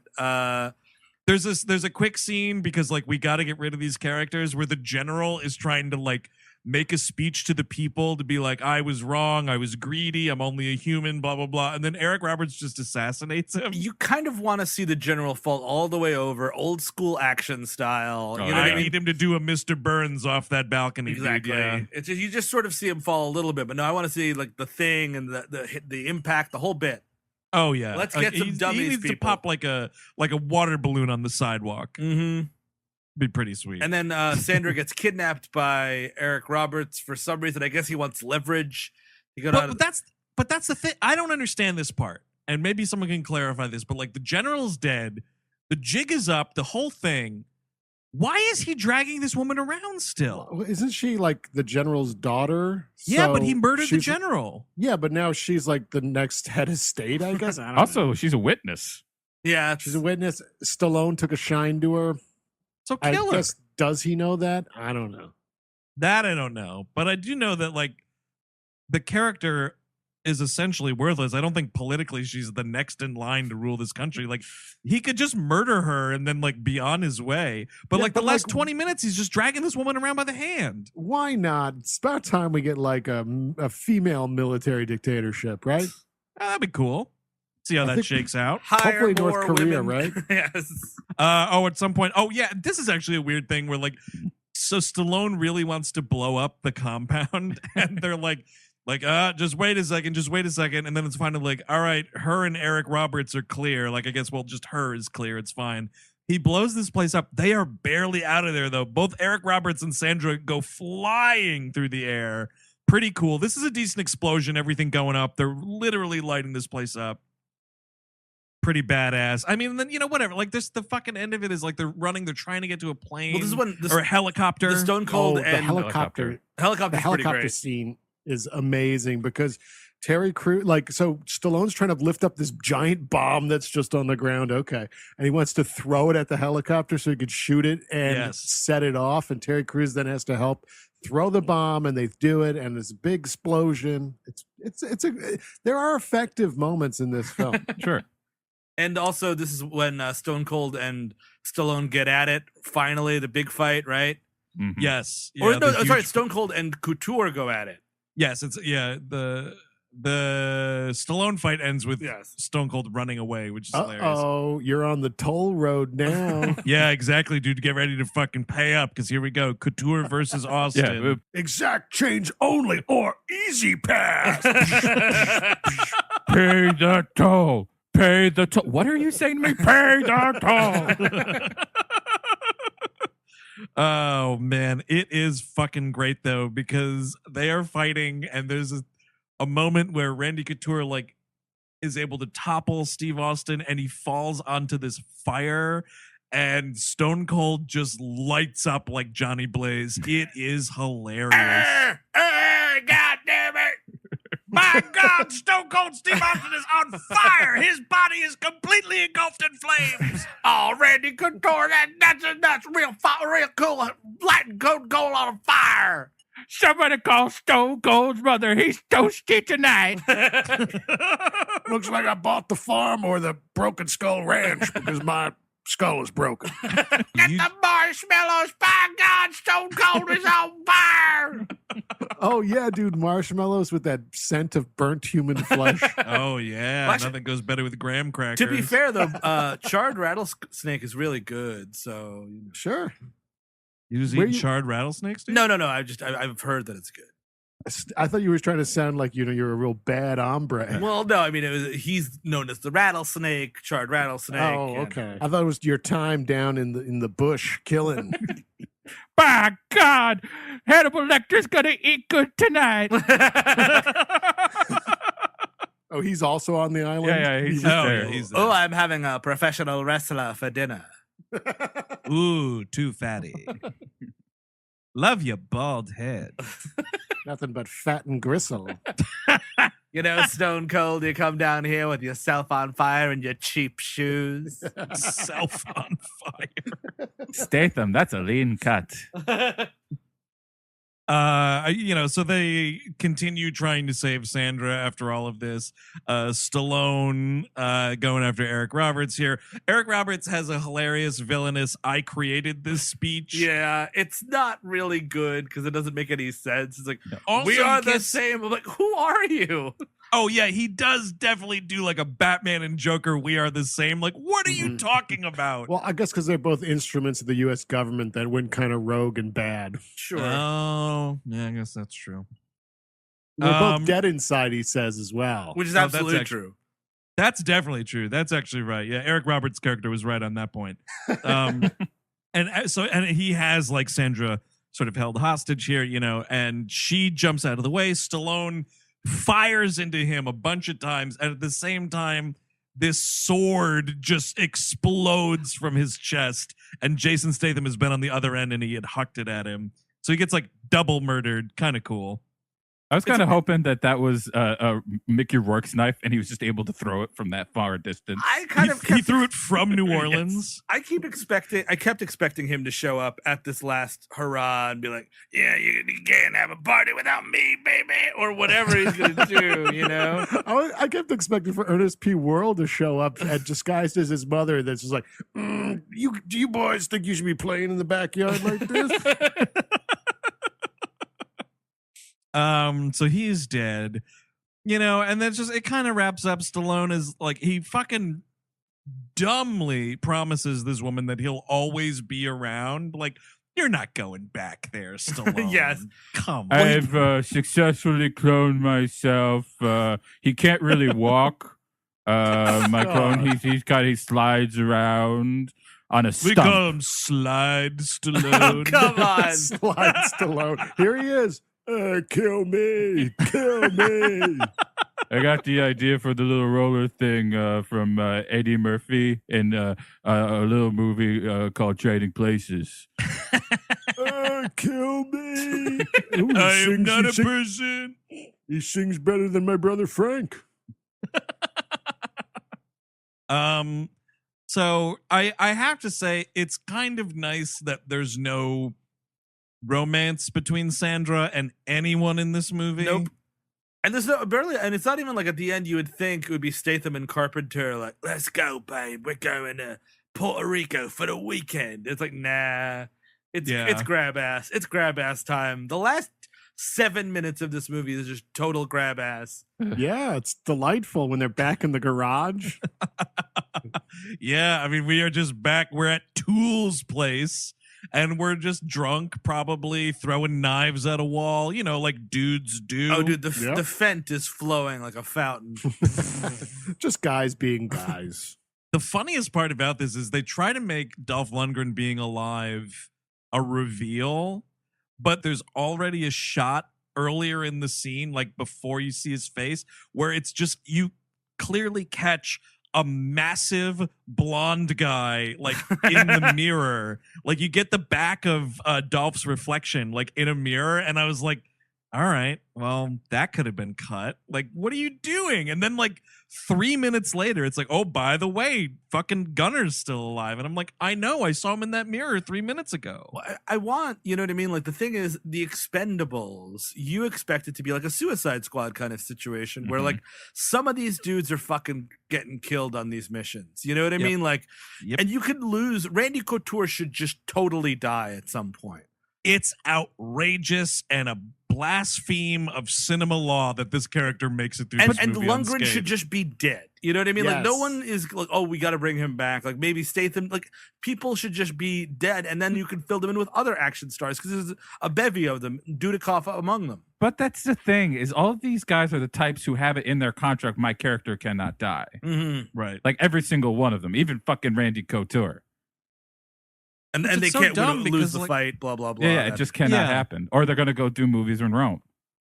it's that's why it's also surprising that Stallone loses that fight against Stone Cold Steve Austin. Like, and then admits that he got his ass kicked. Like, no, in regular movie situations, like the status of a character like Stallone should just murder that guy.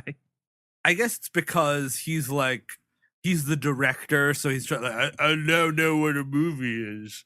It'll be more dramatically interesting if I lose this fight. This is actually, it's this scene where Randy Couture is wearing the dumbass cabbie hat. Got it. And he's telling Dolph Lundgren about, like, isn't it great you started therapy or you've agreed to or whatever. Gotta get the fourth and final therapy joke into this movie. You want it. You do want it.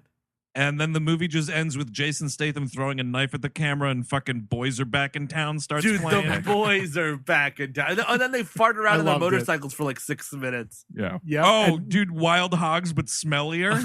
So he throws the knife from outside the bar to prove how good he is. And then you get the fucking garage door going down for the end of the credits.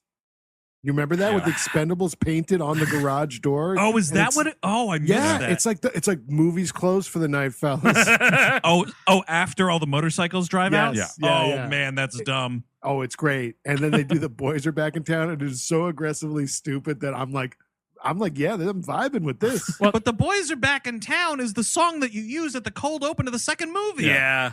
It was most recently used, and that's at this point in Toy Story 2's marketing. Oh, Jesus. So, like, it's ridiculous, stupid. But did everybody else notice who did the stunts for this? No.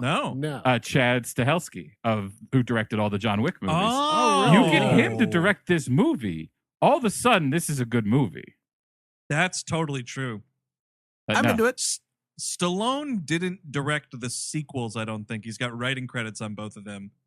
But I don't think they got in anybody of note for either sequel to direct. Writing credits is he put on a napkin, helicopter crash. Like, okay, we'll work it in. Here's your story credit. Oh, the second movie. Simon West, I just looked it up. Yeah, dude. Con Air, Lara Croft Tomb Raider, The General's Daughter. Speaking of General's Daughters. Nice. That's kind of interesting. And then third movie, Patrick Hughes. Hitman's Bodyguard, dude. Another movie that I fucking turned off after an hour of it wasting my time. See it. Insufferable. He's also doing the Hitman's Wife's Bodyguard sequel or some shit. With Selma Hayek, it's going to be terrible. Yeah, you can fucking totally keep it. You can totally keep all of it. But would anybody recommend this first Expendables movie? I had more fun with it than I thought I would, but I ultimately would not recommend it. I kind of want this to be a big dumb canon movie, and it's not. Or like canon adjacent movie like Hired to Kill, where Brian Thompson plays a fashion photographer, or a guy playing a fashion photographer, and 7 models travel to a South American island fortress to go on a fashion shoot, and they overthrow the fucking government run by Oliver Reed. It fucking rules. Watch it on Amazon Prime. But yeah, there's other like dumb shit action movies that I like a lot more than this one. It didn't hit it for me. Chris Cabin? Yeah, agree with all of that. And also, like, I just, I wanted...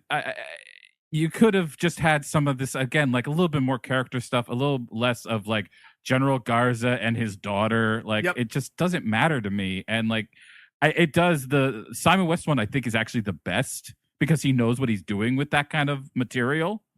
Oh, whereas like Stallone, like he's too image conscious. Like he's gonna cut around himself a little too much, I feel. Yeah. Eric Siska? Yeah, I understand the points my colleagues are making, but I am going to recommend it. It is trash. I think it does have some legitimate good action in it. It's nice to see all these weathered old faces. It's really nostalgia trash. It's dad trash. I get it, but I had fun with it more than I thought I would upon revisiting it. So I would recommend it. Also nice to see the CIA as bad guys. Yeah. Yeah, I think I kind of agree with everything Eric is saying. I see where you're coming from, Steve, and to a lot of what you're pointing out, I would say if you're up for it, check out at least Expendables 2. Yeah, I might. I think it kind of like, fixes a little bit of that. And plus, you also do have JCVD as the villain in that movie. You have Chuck Norris as Booker. Nice. So there's that. Oh, and actually your buddy Scott Adkins is also in this second one. So, there is that. But yeah, I mean, these movies, I hadn't seen it since the theatrical experience, and like it held up fine, for what it was. I do think, like Eric said too, there is a lot of good action to be had. So if you're just looking for like some good action choreography, it's under 2 hours. You could do worse. It's not as CGI heavy as, these kind of movies tend to be in present day, which was also sort of cool, but take it or leave it. It's not a must watch. I would say that. Although, oh shit, part 3, I forgot Kelsey Grammer. Look out. Oh yeah. Kelsey In Grammer what and world? Harrison Ford.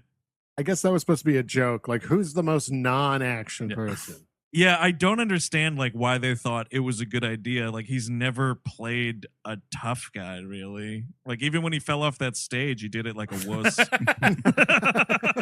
I love that video. Oh, it's better than Expendables 3. Oh, actually though, also in Expendables 3 is Antonio Banderas and fucking piece of shit Mel Gibson plays the bad guy. Yes, he does. And is that the one with Wesley Snipes, or is that the second? It's Wesley's in it. Yeah. He's in third one. I think the third one has everybody you want. And people you might also not even care about. Also that. Like Glenn Powell, the guy who is he's in this new Top Gun Maverick. He was I believe Neil Armstrong, or no, he's John Glenn in Hidden Figures. Somebody fucking get Dudikoff a call. The fuck? I don't know, dude. Is Dudikoff still making movies? I mean, the last time I saw him was in the Electric Boogaloo documentary, and that was 6 years ago. Well, he might be Dudikoff now. That's possible, yeah. I definitely want people to speak to Jeff Speakman. Get him in one of these. That could be something. I don't know. I mean, we were texting before we came on the air about like Cynthia Rothrock and stuff. Absolutely. Get them in there. Jeff Fahey as a pilot? Come on. That's something. Yes. I'd see Jeff Fahey in these movies. That would totally make sense. Dudikoff, by the way, in 2019, something called Green Valley looks like some sort of weed comedy that never really got off the ground. Aw. That's unfortunate. Dude, where's my Dudikoff? Dude, where's my Dudikoff? That's our Yes. documentary, Finding Michael Dudikoff. Dude, you parked Dudikoff right out here yesterday. Where is it?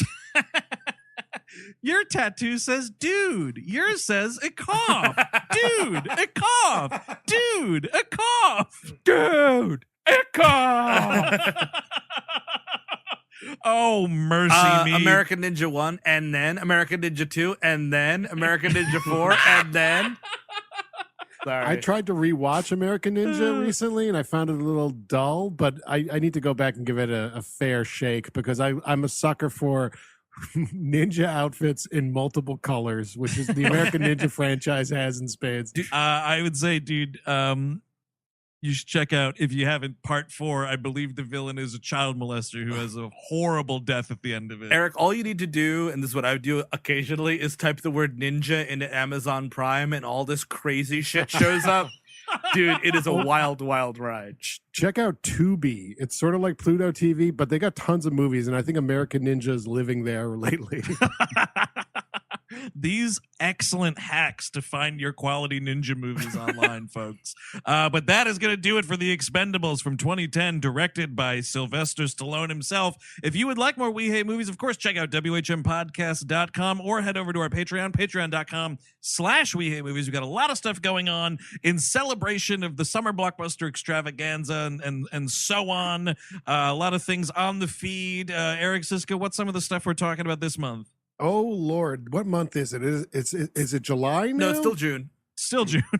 It is still June, folks. That means the Katzman-Terry's up there. Our full length 2+ hour episode on No Country for Old Men is up there. Oh yeah. Yeah, we got Basket Case coming up on a side order of sleeves. It's probably out pretty soon. Animation Damnation on Scooby-Doo.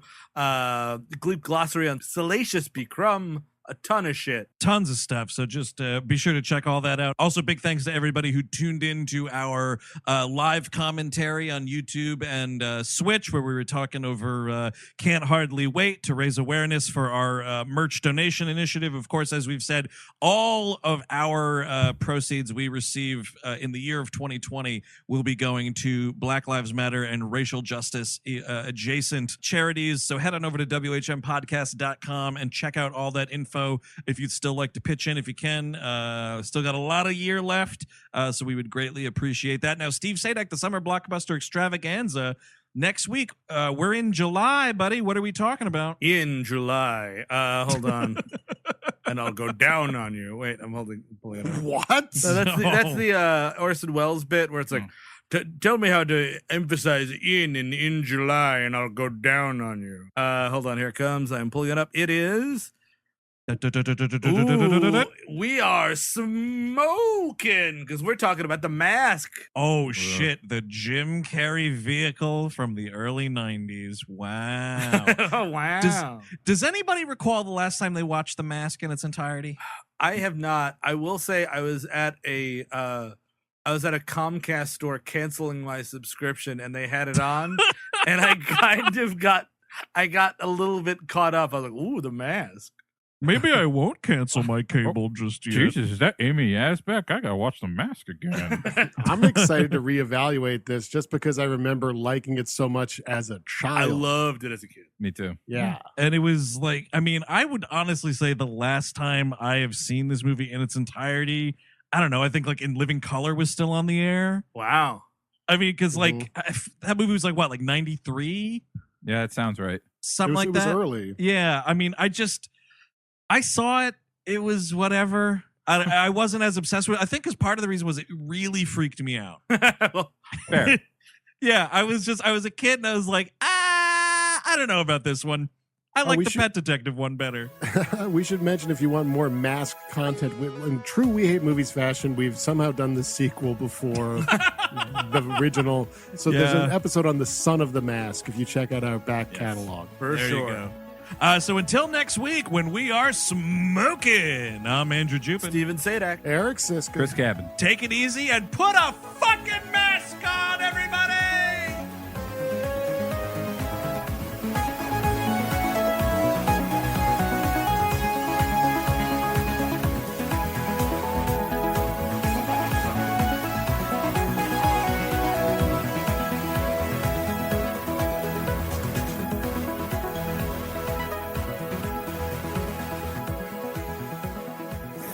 That was a HeadGum podcast.